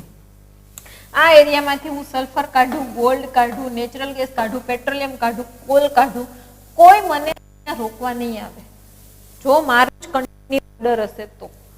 Clear છે આ વસ્તુ? Types of island. તો આ થયું તમારું ઓશન બોટમ. આઇલેન્ડના 4 પ્રકાર છે. આઇલેન્ડ કઈ રીતનો ફોર્મ થતો હતો? તો કે બે ઓશન પ્લેટના કન્વર્જન્સથી, બે ઓશનના કન્વર્જન્સથી તો કે આઇલેન્ડ ક્રિએટ થશે, ટાપુ જે આપણે કહીએ છીએ. તો એમાં પણ ટાઈપ્સ છે. કેટલા? 4 ટાઈપ્સ છે. પહેલો છે વોલ્કેનિક, બીજું છે કન્ટિનેન્ટલ, ત્રીજો છે કોરલ આઇલેન્ડ, ચોથો છે સેન્ડબાર આઇલેન્ડ. હવે ઓશનના કન્વર્ઝનથી થતો તો એ તો આપણે એક જ ભણ્યો, વોલ્કેનિક. ઓશનના થતો તો જેના લીધે વોલ્કેનો ક્રિએટ થતો તો, સપાટી ઉપર આવતો હતો અને એના કારણે જે છે એ વોલ્કેનિક. કન્ટિનેન્ટ આઇલેન્ડ જે છે એ કઈ રીતના બનશે? તો કે આ ઓશન છે, આ કન્ટિનેન્ટ છે. હવે અહીંયા આગળ આ બે અથડાશે પણ બહુ નાની સાઈઝ છે એના કારણે શું થશે? તો કે આ સબડક થશે અને અહીંયા થોડુંક એવું જે છે એ શું થશે? અપલિફ્ટ થશે પાર્ટ, અને અપલિફ્ટ થશે. અહીંયા પાણીનો પોર્શન છે, લેન્ડનો પોર્શન છે, અને થોડોક અપલિફ્ટ થશે. નહીં માઉન્ટેન હોય નહીં રોક હોય તો જે આઇલેન્ડ જેવું ફોર્મ થશે એ શું હશે? કન્ટિનેન્ટલ આઇલેન્ડ. ક્લિયર થાય છે? ઓકે. કોરલ આઇલેન્ડ, જે કોરલ રીફ છે હમણાં આગળ જોઈએ. કોરલ રીફ એટલે કે પરવાળા. આ જે કોરલ રીફ છે, આ પરવાળા જે છે, આ પરવાળા છે એના કારણે ફરવાના મૃત્યુ થશે હમણાં આવશે તો એ એમને બનેલા હોય છે થાય છે એ કોરલ આઇલેન્ડ. ક્લિયર થાય છે આ વસ્તુ? ઓકે, લક્ષદ્વીપના આઇલેન્ડ આપણા છે ઇન્ડિયાના એ કોરલ આઇલેન્ડ છે. ફોર્થ વન છે સેન્ડબાર આઇલેન્ડ. બ્રીફ હું તમને કહું છું. સેન્ડબાર આઇલેન્ડ જે છે એ શું છે તો કે દરિયા કિનારે આ ઓશન છે, આ કન્ટિનેન્ટ છે. હવે દરિયા કિનારે દરિયાના પવનના કારણે, મોજાના કારણે આ જે દરિયા કિનારાની રેતી હશે એ રેતી અહીંયા શું કરશે તો કે જમા થતી જશે. એક સમય આવશે કે દરિયા કિનારે આવું હાઈ રાઈઝ બનાવી દેશે અને આ તમને લાગશે પથ્થર. ઓકે, આ તમને લાગશે પથ્થર, પણ એ બનેલું શેનું હશે? સેન્ડનું બનેલું હશે. તો આને કહેવાશે સેન્ડબાર આઇલેન્ડ. ઓકે, કન્ટિનેન્ટમાં once part of large continent. એક લાર્જ કન્ટિનેન્ટ છે મડાગાસ્કરને કન્ટિનેન્ટ કહી શકાય.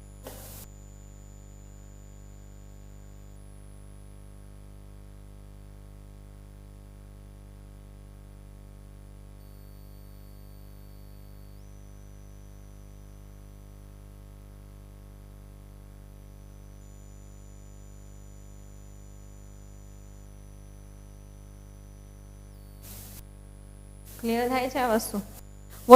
ઓશન પ્લેટ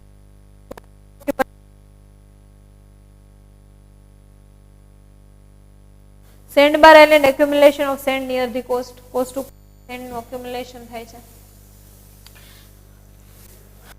સી અહીંયા આગળ આપણે કન્ટિનેન્ટલ આઇલેન્ડ જોઈએ. મડાગાસ્કરને કન્ટિનેન્ટલ આઇલેન્ડ કીધું. વોલ્કેનિક આઇલેન્ડમાં તમને ખબર છે કે દરિયાની વચ્ચે જે આઇલેન્ડ બને છે આ વોલ્કેનિક આઇલેન્ડ છે.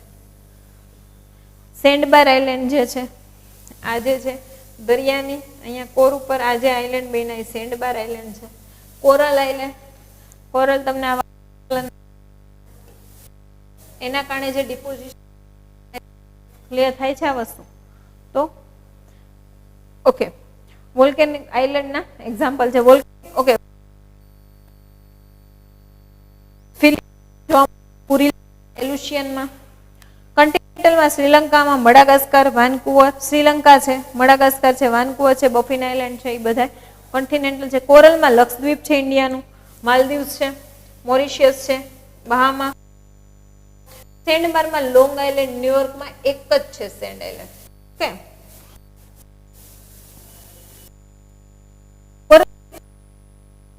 કોરલ રીફ છે એ ઇન્ડિકેટિવ. કોરલ રીફ છે indicative of the health of marine ecology. Marine જે સિસ્ટમ જે છે, આપણે કોઈ પણ વસ્તુની હેલ્થ કરવી હોય શું જોઈએ? ઓલ ઓવર ડાયવર્સિટી જોઈએ. ક્લિયર થાય છે? ઓલ ઓવર એનું ટેમ્પરેચર, એનું પ્રેશર, એની કન્ડિશન સારી હશે તો આપણે એને હેલ્ધી કહેશું. ઓકે, બોડીમાં totally report positive report. Okay, report જે છે એ સારા આવે, બધા ન્યુટ્રિયન્ટ્સ હોય, કોઈ રોગ ના હોય, હેલ્ધી બોડી હોય, હાઇટ, વેઇટ, ફોકસ એનું.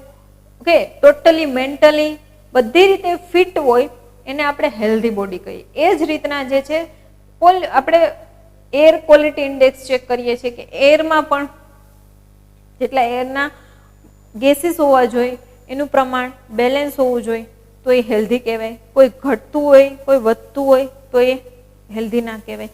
એ જ રીતના ઓશનમાં પણ જોઈએ છીએ. તો ઓશનમાં જે છે એ મરાઇન ઇકોલોજી, જે ઓશનની ઇકોલોજી છે એને બેલેન્સ કરવા માટે જે છે કોરલ મોસ્ટ ઇમ્પોર્ટન્ટ પોર્શન છે અને એની હેલ્ધીનેસ હશે ત્યાં મરાઇન ઇકોસિસ્ટમ જે છે એ હેલ્ધી હશે, છે એક્ઝિસ્ટન્સ કરતા હશે. અધરવાઇઝ કોરલ હશે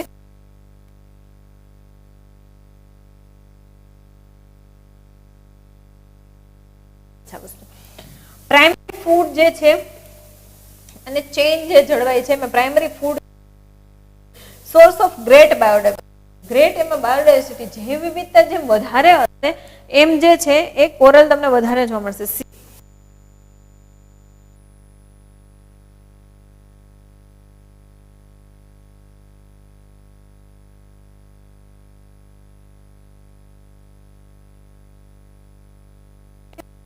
કહેવાશે. સી હવે એની conditions કેવા હોય એને પોલિપ્સ ઘણી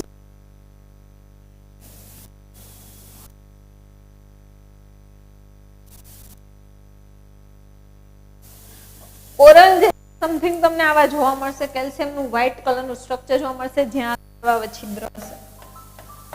ઓકે, જ્યાં શું હશે તો કે નાના નાના જોવા મળશે તમને.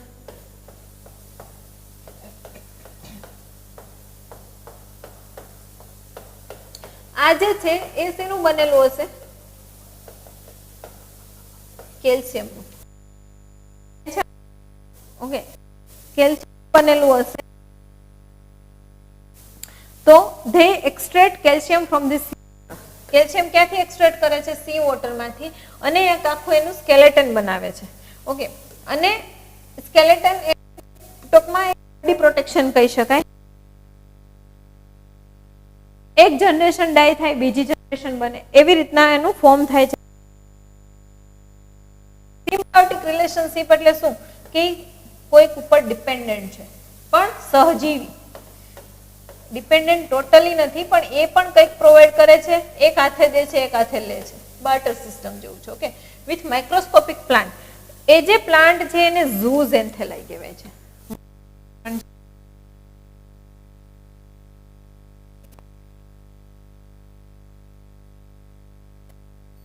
તમે એવું જ માનો કે ઝૂ છે,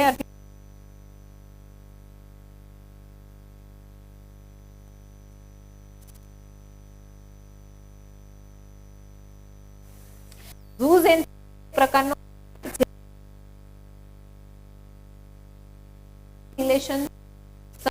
રિલેશન શું જીવે છે?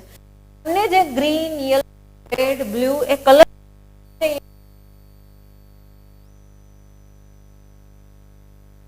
છે. સી આ વર્ડ જુઓ, માઇક્રોસ્કોપિક એટલે એકદમ નાનું નાનું લીન જેવું.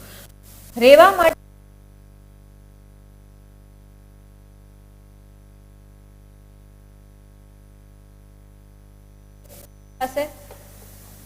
કલરફુલ બર્ડ્સ જે છે યલો, એના કારણે સિન્થેસિસ થઈ અને એનર્જી લે છે, એનર્જી મળે છે. એટલે જે પોલિપ્સ છે કેલ્શિયમનું બનેલું મેળવે છે ઝૂઝેન્થેલાઈમાંથી. ઝૂઝેન્થેલાઈ જગ્યા એટલે બે એકબીજા ઉપર ડિપેન્ડ છે, સહજીવન જીવે છે. 50% આપે, 50% આપે. આ એને ખોરાક આપે, આ એને રહેવાની જગ્યા આપે. ઓકે, તો ફોટોસિન્થેસિસ જે કરી શકે છે એના કારણે કહી શકો આપણે કે આ રીતના છે. ઓકે,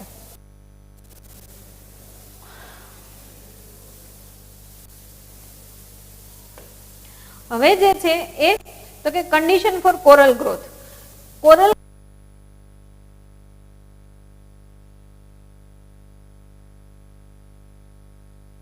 કેવું પ્લેટફોર્મની જરૂર છે? તો કે બહુ ઊંડું નહીં, સેલો. સેલો એટલે 50 મીટર. 50 મીટર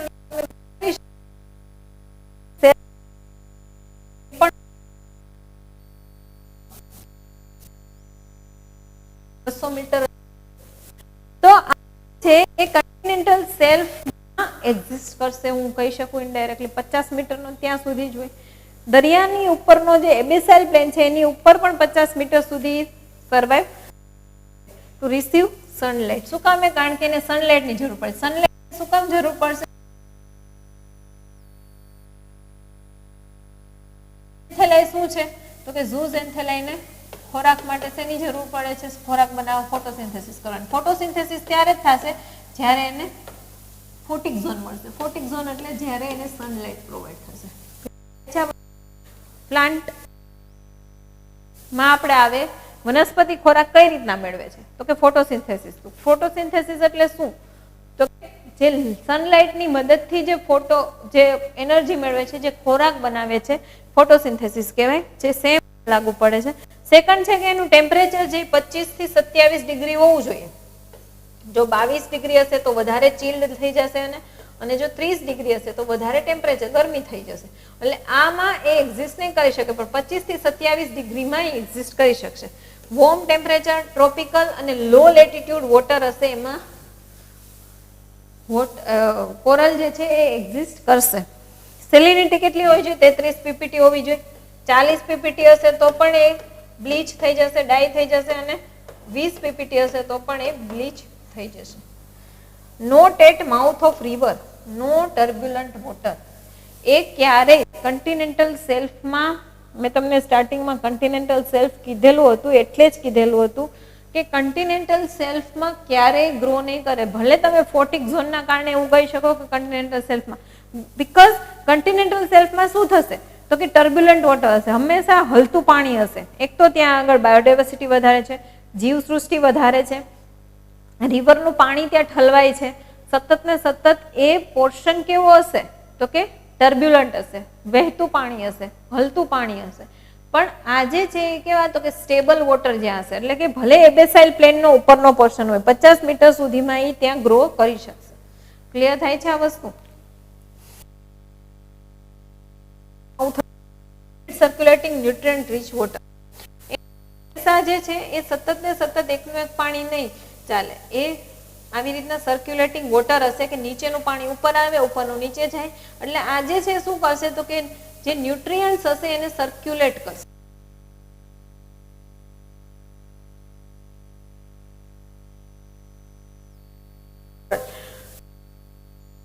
ડિસ્ટ્રીબ્યુશન છે મેક્સિમમ શું છે કોરલ?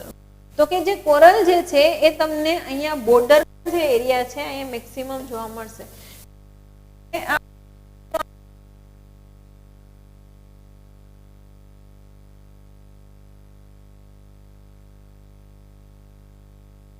જે છે પાર્ટ વધારે જોવા મળે છે. જે પોર્શન છે કોરલ બ્લીચિંગ અત્યારે વધારે આવે છે કે ઓશન કારણે. જે કોરલ બ્લીચિંગ જે છે તો કોરલ બ્લીચિંગ એટલે કે સિમ્પલ ટર્મ્સમાં આપણે કહીએ કે કોરલનું ડેથ થઈ ગયું. ઓકે, કોરલનું જે ડેથ થાય છે એ કોરલનું ડેથ જે છે એ કઈ રીતના થાય છે તો કે કોઈ પોલ્યુશનના કારણે. રીઝન શું છે તો કે પોલ્યુશન.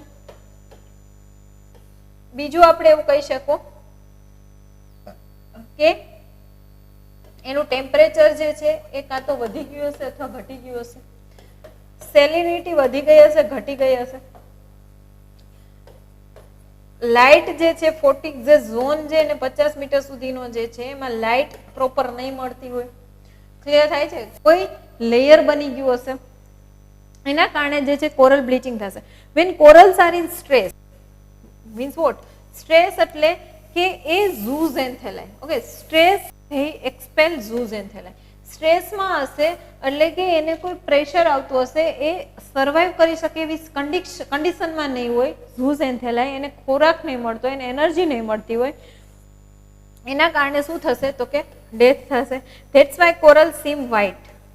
ઝૂઝેન્થેલાઈને એનર્જી જ નહીં મળતી હોય, એની ફોટોસિન્થેસિસ પ્રોસેસ જ નહીં થતી હોય, તો એના કારણે શું થશે તો કે એના કારણે જે છે એનું ડેથ થશે. ક્લિયર થાય છે આ વસ્તુ? Okay, coral bleaching. Ultimately without food coral die. Photosynthesis નહીં થાય, ઝૂઝેન્થેલાઈ ડાય થઈ જશે.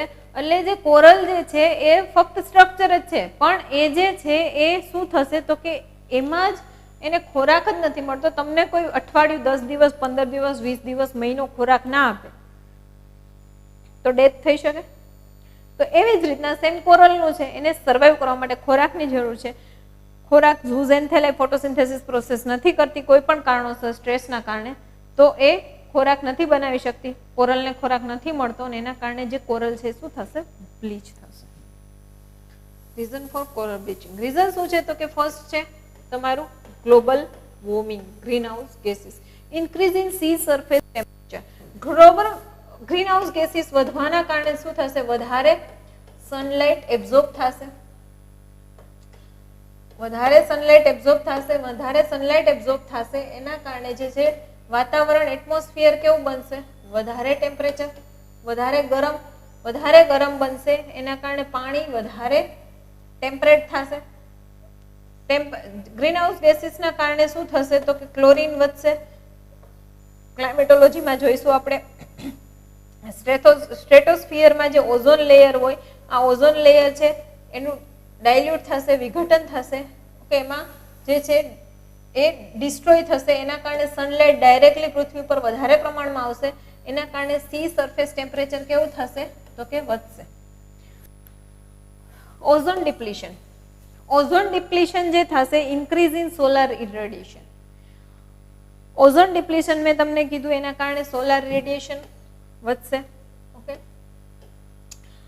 Ocean acidification. ઓશન જે છે એનું એસિડિફિકેશન થશે. એમાં એસિડ એલિમેન્ટ જે છે એનું પ્રમાણ કેવું થશે? વધારે. ક્લિયર થાય છે? આલ્ગલ બ્લૂમ. આલ્ગલ બ્લૂમમાં શું થશે તો કે આલ્ગી જે છે એ લીલ જામી જશે. પાણીમાં લીલ ક્યારે જામી જાય તો કે યુટ્રોફિકેશન થાય.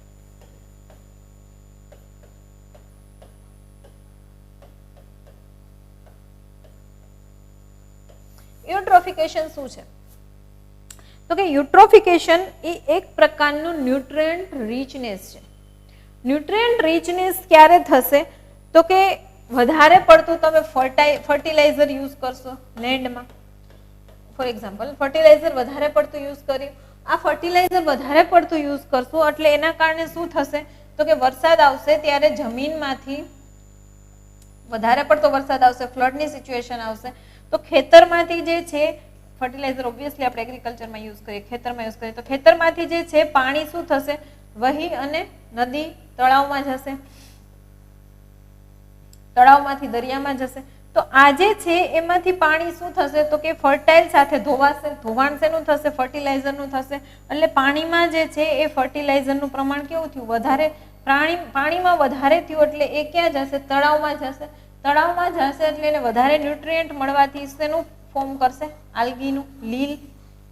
લીલનું જ્યારે ફોર્મ, એ જે આ ન્યુટ્રિયન્ટ છે એની ઉપર સનલાઇટ પડશે, આલ્ગીનું ફોર્મ થશે, લીલનું ફોર્મ થશે. લીલ ઉપર અહીંયા એક થર જમાવી દેશે, સ્તર બનાવી દેશે. નીચેના જે જીવસૃષ્ટિ હશે એને શું થશે તો કે ઓક્સિજન ઓછો થશે, જેને બાયોલોજિકલ ઓક્સિજન ડિમાન્ડ કહેવાય.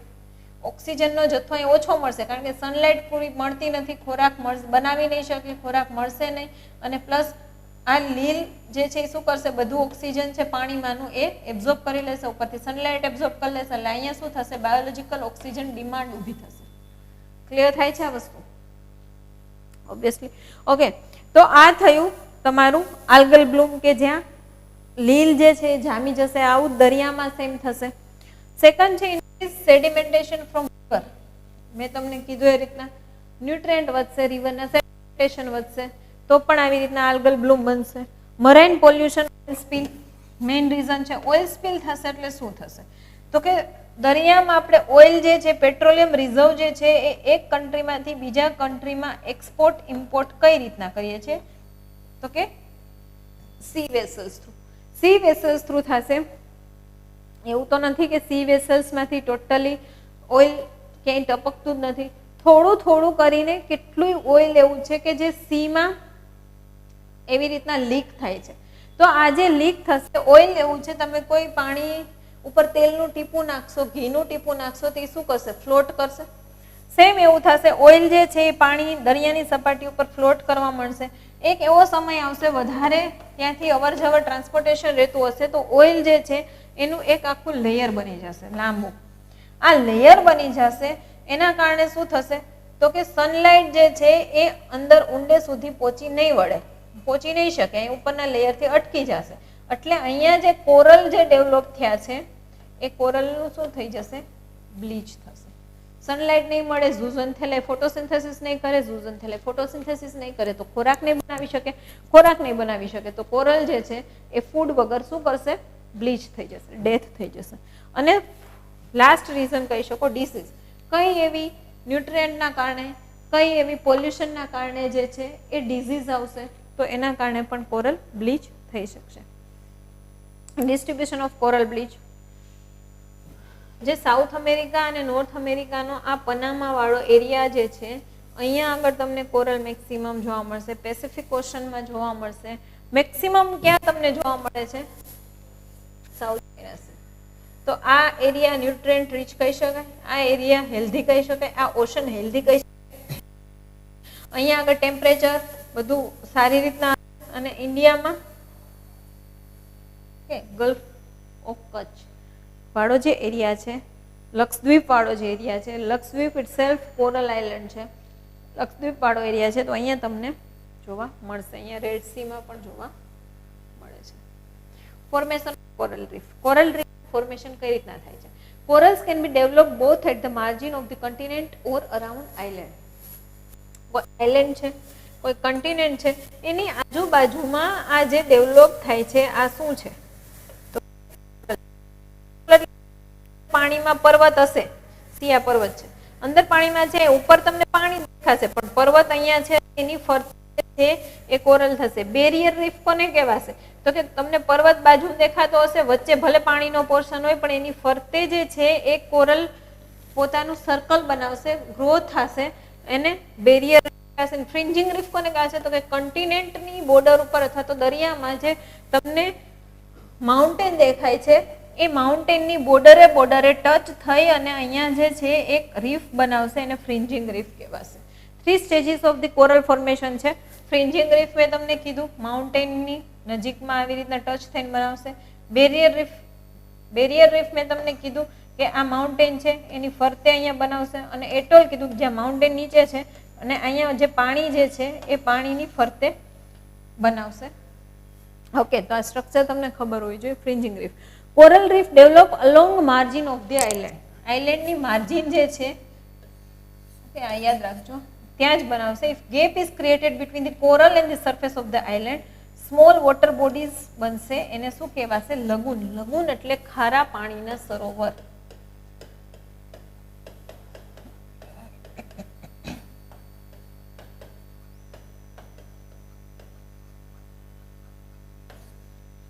ક્લિયર?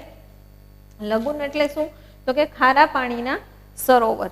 ઓકે, એ ક્યારે ક્રિએટ થશે? તો કે આ જે ફ્રિન્જિંગ રીફ છે, ફ્રિન્જિંગ રીફમાં મેં તમને કીધું કે એની બોર્ડરને ટચ થઈને જ અહીંયા આગળ કોરલ રીફ થશે. ઇફ આ બંને વચ્ચે ગેપ ક્રિએટ થશે અને અહીંયા થશે ને અહીંયા વચ્ચે જો પાણી ભરાઈ જશે, તો આ લેન્ડનો પોર્શન, આ લેન્ડનો પોર્શન, આ જે પાણી ભરાશે દરિયાનું પાણી હશે, એટલે કેવું હશે? ખારું હશે, ને એને શું કહેવાશે? લગુન. ચિલ્કા લેક જે છે એ શું છે? ઓડિશામાં છે, લગુન છે. Okay, complete. Barrier reef. Reef is not continuous but broken. અહીંયા રીફ છે, સી આ રીફ છે, થોડીક અહીંયા છે, થોડીક અહીંયા છે, થોડીક અહીંયા છે, થોડીક અહીંયા છે, એવી રીતના આની સરાઉન્ડિંગ થોડીક બ્રોકન થોડી એવી રીતના રીફ બનશે, કોરલ ડેવલપ થશે. લગુન can connected to open ocean.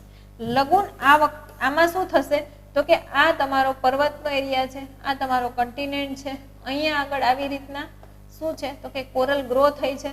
હવે અહીંયા જે છે, ઇફ અહીંયા કોરલ ગ્રો થઈ છે, તો અહીંયા જે છે તમારું લગુન છે. હવે આ લગુન જે છે એ ક્યારેક એવું બનશે કે દરિયા સાથે કનેક્ટ પણ કરી શકશે. શું કામે? કારણ કે કોરલ જે છે એ એવી રીતના ડેવલપ થઈ છે કે આમ ગ્રો અહીંયા જગ્યા મૂકીને ડેવલપ થઈ છે. જે આ તમારું લગુન છે, આ તમારો માઉન્ટેન છે, અને આ કન્ટિનેન્ટ પોર્શન છે. ક્લિયર થાય છે? ઓપન ઓશનને અટેચ થઈ શકશે. મોસ્ટ એક્સટેન્સિવ છે, એ વધારે પડતી સ્પ્રેડ થઈ શકે છે. If they are parallel to coast, એને બેરિયર રીફ કહેવાશે. Okay, atoll. એટોલ કોને કહેવાશે? તો કે જે હિલ છે એ કેવી થઈ ગઈ હશે? સબમર્જ થઈ ગઈ હશે, ને ઉપર તમને બધે પાણી જોવા મળશે, પણ અંદર હિલ હશે. Only narrow ring of coral is visible. જ્યારે કોરલની રિંગ જે છે તમને એની ફરતે નેરો આવી રીતના પતલી કોરલની રિંગ દેખાશે, ત્યારે તમને ખબર પડશે કે અંદર શું છે? એટોલ સ્ટ્રક્ચર છે. ફ્રિન્જિંગ રીફ સી આવી હોય, મેં કીધું કે એને અટેચ થયેલી હોય. જો આ બંને વચ્ચે જે છે એ ગેપ ક્રિએટ થશે, તો અહીંયા શું ફોર્મ થશે? લગુન. એટોલ. તો કે આ જે છે શું છે? તો કે અહીંયા નીચે જે છે એ પર્વત છે ડૂબેલો, અહીં ઉપર તમને પાણી દેખાય છે, પણ એકચ્યુઅલીમાં નીચે પર્વત છે, અને અહીંયા જો આ નેરો જે છે ફ્રિન્જિંગ રીફ બની છે, અને કોરલ એટોલ કહેવાશે. Great barrier reef Australia. ઓસ્ટ્રેલિયાની ગ્રેટ બેરિયર રીફ કેવી છે? સી તમે અહીં જોઈ શકો છો, આ ગ્રેટ બેરિયર રીફ છે. ઓકે, સીમાં મેપમાં જોઈ શકો છો. મરાઇન પોલ્યુશન, એ એક્સ્ટ્રીમ છે. મરાઇન પોલ્યુશન કઈ રીતના? ડકનો કલર વ્હાઇટ હોય, તમને પોલ્યુશનના કારણે આવું બતાવે છે. ડેન્જરસ ફોર મરાઇન બાયોડાયવર્સિટી, તો ઓબ્વિયસલી છે એર પોલ્યુશન પણ ડેન્જરસ છે હ્યુમન માટે, મરાઇન પોલ્યુશન પણ છે, સોઇલ પોલ્યુશન છે. ટૂંકમાં બધા પોલ્યુશન છે ડેન્જરસ છે શેના માટે? બાયોડાયવર્સિટી માટે. પણ મરાઇન પોલ્યુશન છે મરાઇન બાયોડાયવર્સિટી માટે ડેન્જરસ છે. Marine diversity is the wealth of earth. જો પાણી જ તમને શુદ્ધ નહીં મળે તો જીવન એક્ઝિસ્ટ જ કઈ રીતના થઈ શકે? આ મેઇન પ્રશ્ન છે. હાર્મફુલ ટુ ગ્લોબલ એન્વાયરમેન્ટ, જે ગ્લોબલ એન્વાયરમેન્ટને ઇફેક્ટ કરશે, કારણ કે તમારો વરસાદ જે છે એ પાણીના કારણે આવે છે, તમારું જે વૃક્ષો ઉગાડો છે પાણીના કારણે આવે છે, તો તમને ઓક્સિજન મેળવી શકો છો. તમારા જે મોસ્ટલી 50-60% થી અપ લોકો જે છે ફિશ ઉપર, નોનવેજ ઉપર ડિપેન્ડન્ટ છે ફૂડ ઇન્ટેક માટે, તો એ પણ અહીંયા ઇફેક્ટ થઈ શકે છે. મરાઇન પોલ્યુશનના ઇસ્યુ શું છે? તો કે ઓઇલ સ્પિલ. મેં તમને કીધું ઓઇલનું છે એની ઇફેક્ટ શું થાય? તો કે મરાઇન લાઈફ ઉપર ઇફેક્ટ થાય છે. Devoid of the sunlight and oxygen, sunlight નહીં મળે, ઓક્સિજન નીચે સુધી નહીં પહોંચે, એટલે મરાઇન લાઈફનું pollution. Run off from the land, land જે છે જમીન જે છે એને તરફ આવશે. Eutrophication, algal bloom. જે યુટ્રોફિકેશન મેં કીધું કે જે જમીનમાં તમે ફર્ટિલાઇઝર એગ્રીકલ્ચરમાં યુઝ કરો છો,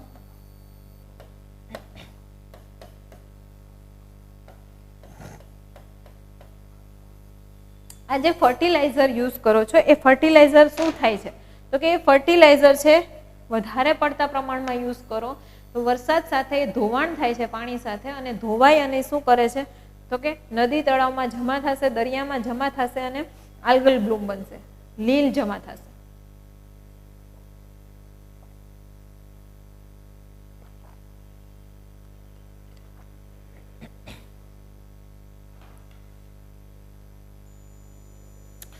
એટમોસ્ફેરિક ઇનપુટ,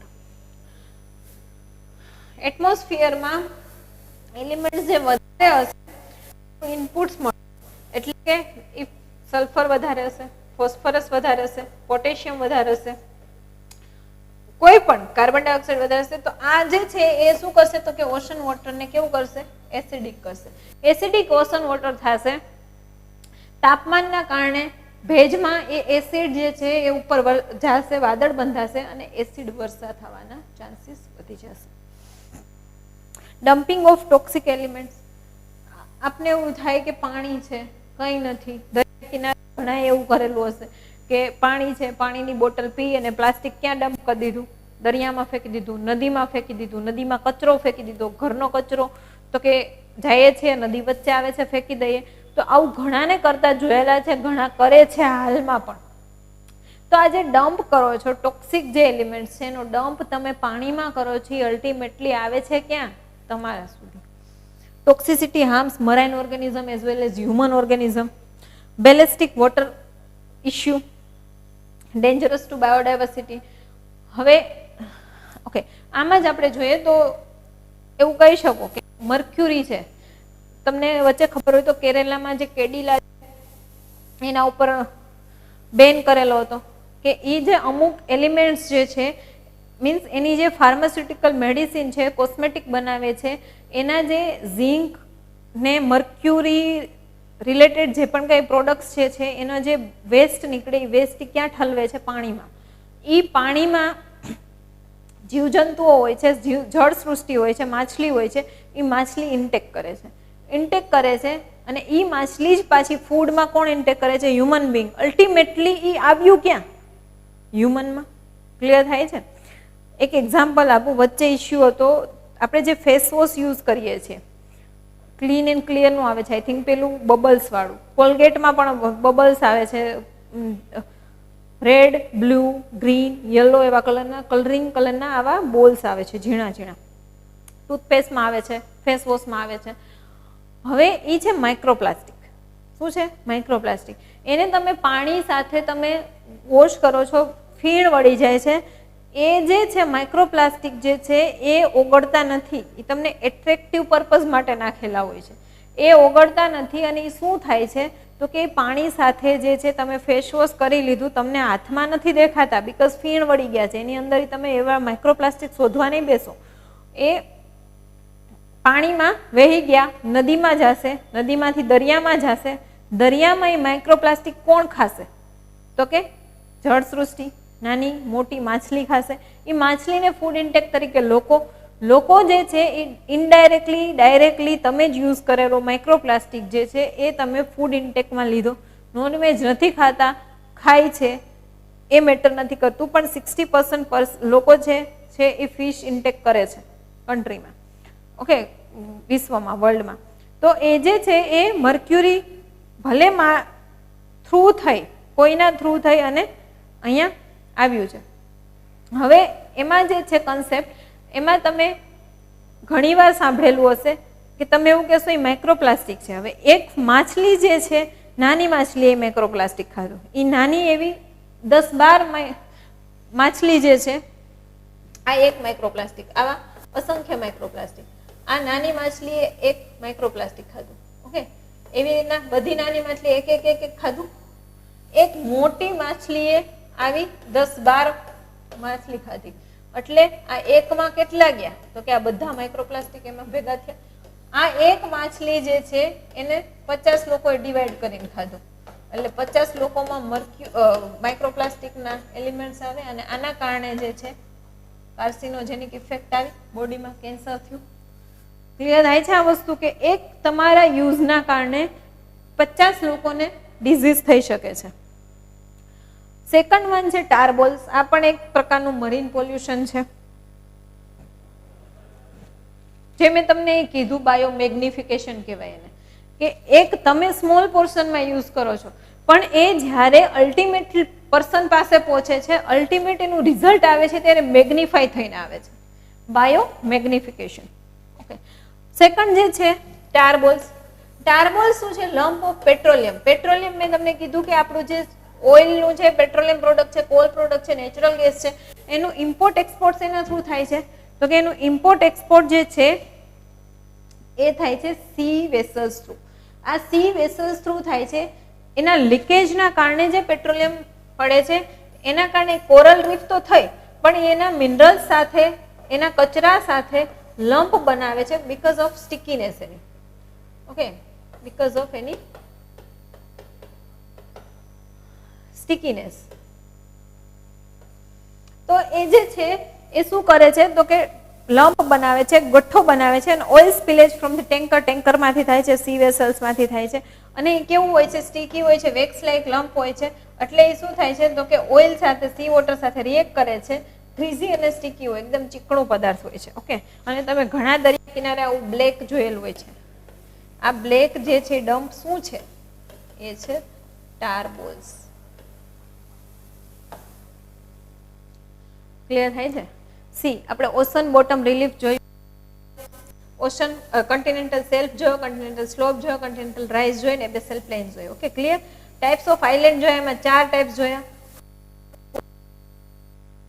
બેસ્ટ છે કોરલ બ્લીચિંગ કોને કહેવાય?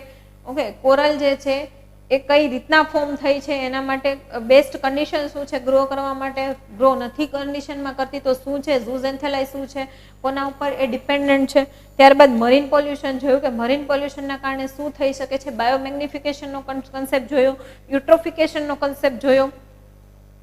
બીજું આપણે જોયું ટારબોલ્સ જોયા, કઈ રીતના ફોર્મ થાય છે, શું છે, ઓકે. મોશન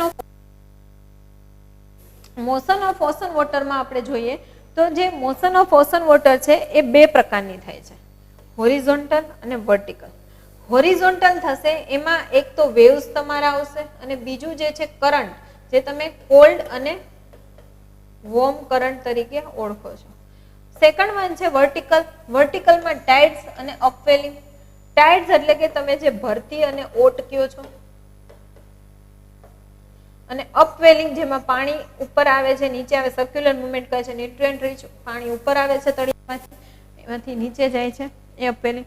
તો મોશન ઓફ ઓશન વોટર 2 પ્રકારની છે, હોરિઝોન્ટલ અને વર્ટિકલ. હોરિઝોન્ટલમાં વેવ્સ ને કરંટ ભણીશું અને વર્ટિકલમાં ટાઇડ્સ ને અપવેલિંગ ભણીશું. ફર્સ્ટ ઓફ ઓલ આપણે વેવ્સ ભણીએ તો વેવ્સ જે છે એ શું છે? તો કે creation of waves. Waves create કઈ રીતના થાય છે? તો કે વિન્ડ જે છે એ પુશ કરશે વોટર બોડીને. પવન આવે છે, તમે ઘણીવાર બહુ ફાસ્ટ પવન આવતો હોય પાણી ઉછળતું જોવા મળે, તો પવનના કારણે પાણી ઉછળશે, વળી પાછું થોડુંક ઉછળશે, પણ નીચે શું છે? તો કે ગ્રેવિટેશનલ ફોર્સ લાગશે એટલે પાણી નીચે પડશે. થાય છે. Gravity pulls the crest of the waves downward, નીચે આવ્યું. Falling water પુશિસ the former through upward. આ અહીંયા પડશે એટલે અહીંયા શું થશે તો કે ઓલરેડી પાણી હશે એટલે આ રીતના જર્ક લાગશે. જર્ક લાગશે એના કારણે વળી પાછું પાણી પવનના કારણે અપર ઉઠશે, પાછું નીચે આવશે. તો આ રીતના જે છે આપણા વેવ ક્રિએટ થશે. ક્લિયર થાય છે? આ શું પવનના કારણે ઉપર ઉઠ્યું, ગ્રેવિટેશનલ કારણે નીચે ગયું, વળી પવનના કારણે ઉપર નીચે. આ રીતના જે છે આખું વેવ્સ ક્રિએટ થશે. પણ તમને જે બહાર દેખાય છે શું દેખાય છે? આ જ પોર્શન દેખાય છે. આ અંદરની જે સાયકલ છે નથી દેખાતી. Actual motion of water beneath the wave is circular. મેં તમને કીધું એ રીતના સર્ક્યુલર છે. સી આ એનિમેશન જુઓ તમે. આ પવનના કારણે શું થયું? ઊંચું ગયું. ગ્રેવિટેશનના કારણે નીચું ગયું, વળી પવનના કારણે ઊંચું ગયું. ક્લિયર થાય છે? ઓકે. સી ઊંચું ગયું, નીચું જશે, સર્ક્યુલર મુવમેન્ટ થશે, ઉપર જશે, નીચે જશે. આ છે તો કે વેવ્સની ગ્રેવિટેશનલ મોશન છે જેના કારણે અપવર્ડ અને ડાઉનવર્ડ થશે વિન્ડના કારણે. Okay.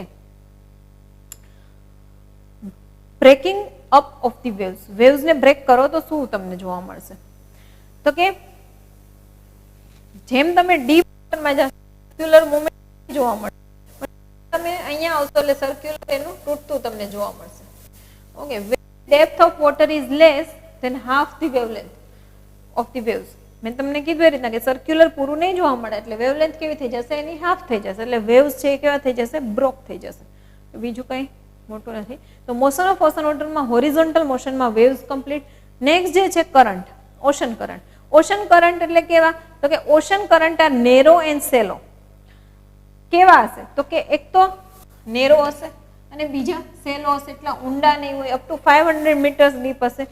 Stream of water circulating along the ocean margin. Okay. Navigate the earth. આ જે છે એ શું કરશે તો કે અર્થને નેવિગેટ કરશે કે કઈ બાજુથી કઈ ડિરેક્શનમાંથી કઈ ડિરેક્શનમાં વોટર છે એ મૂવ કરે છે.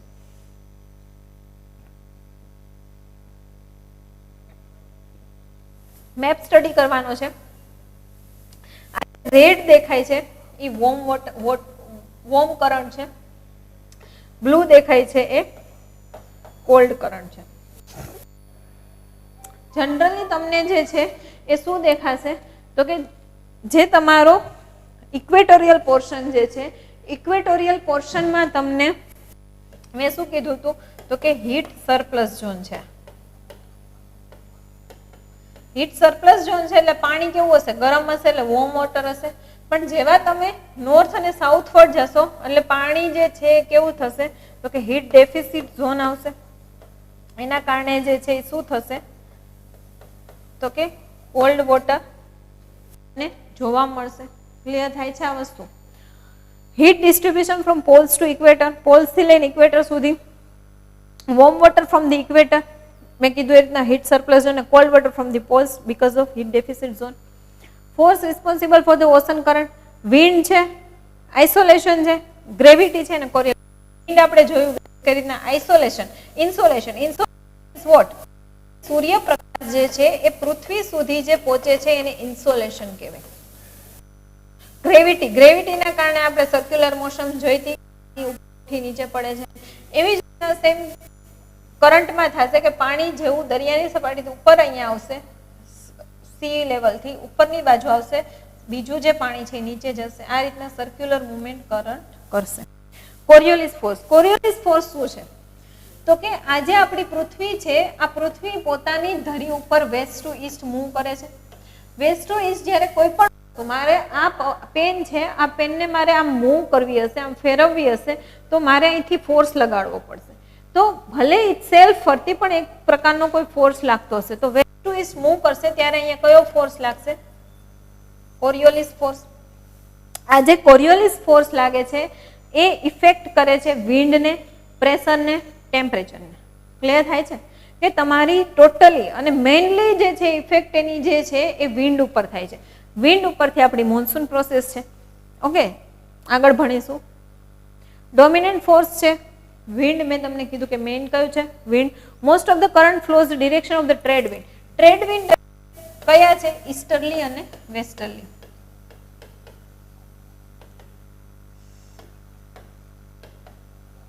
ઈસ્ટર્લી ને વેસ્ટર્લી શું છે? તો કે ઈસ્ટ સાઈડ થી ઉદ્ભવ થાય અને વેસ્ટ સાઈડ મૂવ થાય ઈસ્ટર્લી, અને વેસ્ટ સાઈડ થી ઉદ્ભવ થાય અને ઈસ્ટ સાઈડ મૂવ થાય વેસ્ટર્લી. ટ્રેડ વિન્ડ એટલે કહેવામાં આવે છે, વ્યાપારી પવન એટલે કહેવામાં આવે છે કે જ્યારે પેલા ડિરેક્શન નહોતી, જ્યારે પેલા લોકો પાસે કઈ સાધન નહોતું, ત્યારે એ લોકો દરિયાની જે વિન્ડ હતા, પવન હતા, એના આધારે વહાણ ચલાવીને આગળ વધતા હતા. અને જ્યાં વહાણ એને લઈ જાય, જ્યાં એને કન્ટિનેન્ટ મળે, ત્યાં આગળ એ શું કરતા હતા? ટ્રેડ કરતા હતા, વેપાર કરતા હતા. એટલે એને વ્યાપારી પવન કહે છે, જે પરમેનન્ટ વિન્ડ પણ કહેવામાં આવે છે, ઈસ્ટર્લી અને વેસ્ટર્લી. વેસ્ટર્લી અને ઈસ્ટર્લી. ઓકે, સી અહીંયા જે છે, હવે તમારે આ નામ જોવાના છે. મોસ્ટલી જે કરંટ છે અહીંયા આગળ તો કરંટ છે, જે કોલ્ડ કરંટ છે, જેવું ઇક્વેટર આવશે, સાઉથ ઇક્વેટોરિયલ કરંટ વોર્મ આવી જશે. પાછું ઈસ્ટ ઓસ્ટ્રેલિયન કોસ્ટ થી નીચે જશે તો આ વોર્મ કરંટ હશે. વળી એટલાન્ટિક સર્કમ્પોલારિટિક આવશે, કેવું આવશે? તો એવી રીતના જે છે આખી સાયકલ આવે છે. અને આ તમને ખબર હોવી જોઈએ. ક્યુરેશિયો કરંટ છે તો કેવું છે? અલાસ્કન કરંટ છે કેવું છે? વોર્મ છે. કેલિફોર્નિયન છે એ કોલ્ડ છે. નોર્થ એટલાન્ટિક તો એ વોર્મ છે. તો આ રીતના તમને કરંટ જે સોમાલી કરંટ છે વોર્મ છે. તો કરંટ જે છે વોર્મ છે કે કોલ્ડ છે એ તમને મેપ સ્ટડી ઉપરથી ખબર પડશે. તો એ તમારે સેલ્ફ સ્ટડી કરવાના છે, યાદ રાખવાના છે કે કયા કરંટ વોર્મ છે, કયા છે. ઇન્સોલેશન શું છે? ટેમ્પરેચર ગ્રેડિયન્ટ, કે water expand under high temperature. જ્યારે હાઈ ટેમ્પરેચર હશે, ગરમ પાણી હશે, તો એ કેવું કરશે? તો કે એક્સપાન્ડ થશે. કોલ્ડ વોટર ક્યાં હશે? તો કે જે ધ્રુવ પ્રદેશ છે, પોલના ભાગ છે, ત્યાં આગળ કોલ્ડ વોટર હશે. Water lighter near equator. Lighter શું કામ હશે અહીંયા ઇક્વેટર પાસે? કારણ કે વોટર હીટ સરપ્લસ ઝોન છે. હીટ સરપ્લસ એટલે ટેમ્પરેચર કેવું હશે? વધારે. ટેમ્પરેચર વધારે હશે ત્યાં શું હશે? તો કે લાઇટર ઝોન હશે. Then at the pole, pole ઉપર કોલ્ડ હશે. કોલ્ડ વોટર કેવું હશે? હેવિયર હશે. એટલે શું થશે? સિંક. કોઈ પણ ભારે વસ્તુ હોય નીચે આવે, હળવી વસ્તુ હોય છે ઉપર જશે. એટલે શું થશે? તો આપણી પૃથ્વી છે, આ કોરિયોલિસ ફોર્સ છે. કોરિયોલિસ ફોર્સ વેસ્ટ ટુ ઈસ્ટ લાગશે. એટલે જેવું આમ મૂવ કરશે એટલે વિન્ડ આમ ફંટાશે, આમ જશે. એટલે આજે છે ઓલરેડી કેવા છે? વોર્મ છે, ગરમ છે, એટલે અપલિફ્ટ થશે. પણ જેવા ઉપર જશે અહીંયા કેવું હશે? કોલ્ડ વાતાવરણ, એટલે પાછા નીચે આવશે. તો આ જે થઈ એની મોશન થઈ. હવે અહીંયા પણ એવું થશે કે વિન્ડ જે છે એ શું કરશે? તો કે નીચે આવશે. આની સાઉથની કમ્પેરિઝનમાં શું થયું? તો કે ઉપર આવ્યા કહેવાય, આ કોલ્ડ છે એ નીચે ગયા કહેવાય. ક્લિયર થાય છે? તો આ એનું સર્ક્યુલેટિવ મોશન થશે.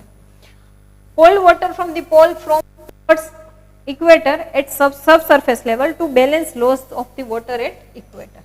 ઓકે, મેં તમને જે સમજાવ્યું એ જ. સી આઈસ છે, આ કોલ્ડ વોટર છે, તો આ વોર્મ વોટર છે. ડેન્સ કોલ્ડ વોટર છે એ સિંક કરશે, જ્યારે વોર્મ વોટર અપલિફ્ટ થશે. ઓકે, સેલિનિટી ગ્રેડિયન્ટ શું છે એનું? તો કે સેલિનિટી ઇન્ક્રીઝ ડેન્સિટી ઓફ વોટર. જેમ ડેન્સિટી, વોટરની ડેન્સિટી જે છે એ કેમ? તો કે સેલિનિટી, જેમ એની સેલિનિટી એટલે એમાં મિનરલ્સ વધારે હશે, સોલ્ટ વધારે હશે, એ જેમ ઇન્ક્રીઝ થશે એમ પાણી કેવું થશે? ડેન્સ થશે. ડેન્સર વોટર એટલે શું થશે? કે એ ઊંડું ઉઠશે. લેસ સલાઇન વોટર હશે એ અપવર્ડ મૂવ કરશે, અને હાઈ સલાઇન વોટર હશે એ સરફેસ ઉપર હશે. હાઈ સલાઇન વોટર હશે એ move towards let saline. High પ્રેશરથી લો પ્રેશરમાં જાય, એ જ રીતના હાઈ સલાઇન વોટરથી લો સલાઇન વોટર તરફ મૂવ થશે. ઇક્વેટર ઉપર રેનફોલ વધારે પડશે because of less saline water. Less saline water શું કામે છે? હીટ સરપ્લસ ઝોન છે. હીટ સરપ્લસ ઝોન છે એટલે વધારે ટેમ્પરેચર હશે. વધારે ટેમ્પરેચર હશે એટલે બાષ્પીભવન વધારે થશે. બાષ્પીભવન વધારે થશે એમ વાદળ વધારે બંધાશે. વાદળ વધારે બંધાશે એમ વરસાદ વધારે પડશે. વરસાદ મીઠા પાણી નો પડે એટલે ત્યાં સલિનિટી કેવી હશે? ઓછી હશે, કારણ કે મીઠું પાણી વધારે એડ થશે. ઓકે, તો સલિનિટી લેસ હશે ત્યાં આગળ. અને પોલ ઉપર આઈસબર્ગ હશે એટલે હાઈ સલાઇન હશે. Factor modifying the ocean current. Factor deflect the path of the current. Coastline modify the path of the current. અને Coriolis force deflect the path. જે આપણે મેં તમને બધા રીઝન સમજાવ્યા એ જ એક છે. કોરિયોલિસ ઇફેક્ટ મેં તમને કીધું due to earth west to east move કરે છે. અર્થ આપણી વેસ્ટ ટુ ઈસ્ટ મૂવ કરે છે, એના કારણે જે છે ફોર્સ ક્રિએટ થાય છે. એ કયો છે? કોરિયોલિસ ફોર્સ છે. કોરિયોલિસ ફોર્સના કારણે કરંટ શું થાય છે? ડિફ્લેક્ટ થાય છે. ઓકે, અને ક્લોકવાઇઝ નોર્થમાં કઈ રીતના મૂવ કરશે? તો કે ક્લોકવાઇઝ મૂવ કરશે, જ્યારે સાઉથમાં છે એન્ટી ક્લોકવાઇઝ મૂવ કરશે. ઓકે, યુપીએસસી 2012 નો ક્વેશ્ચન છે. Consider the following factor: rotation of earth, air pressure and wind, density of ocean water, revolution of the earth. Which of the above factor influence ocean current? Ocean કરંટને કયા factor જે છે એ influence કરશે? C. Okay, જો rotation of અર્થ કરશે, કારણ કે waste to east move કરશે કોરિયોલિસ ફોર્સ. એર પ્રેશર ને વિન્ડ કરશે, વિન્ડના કારણે અપ ઉઠશે, આવી રીતના થશે. ડેન્સિટી ઓફ ઓશન વોટર સલિનિટીને ઇફેક્ટ કરે છે. Revolution of earth, revolution of earth એટલે કે અર્થ જે છે સનની આસપાસ રિવોલ્વ કરે છે, એ અહીંયા ઇફેક્ટ નથી કરતું. આન્સર શું આવશે? 1, 2 and 3, B option. Okay, rotation of earth, Coriolis force. Okay, air pressure, planetary wind, density, salinity મેં તમને કીધું. Ocean current of the earth, આ તમારે જે મેં કીધું એ રીતના કે તમારે હોમવર્કમાં કરવાનું છે. મોસ્ટ ઇમ્પોર્ટન્ટ જે થિંગ છે. ઓકે,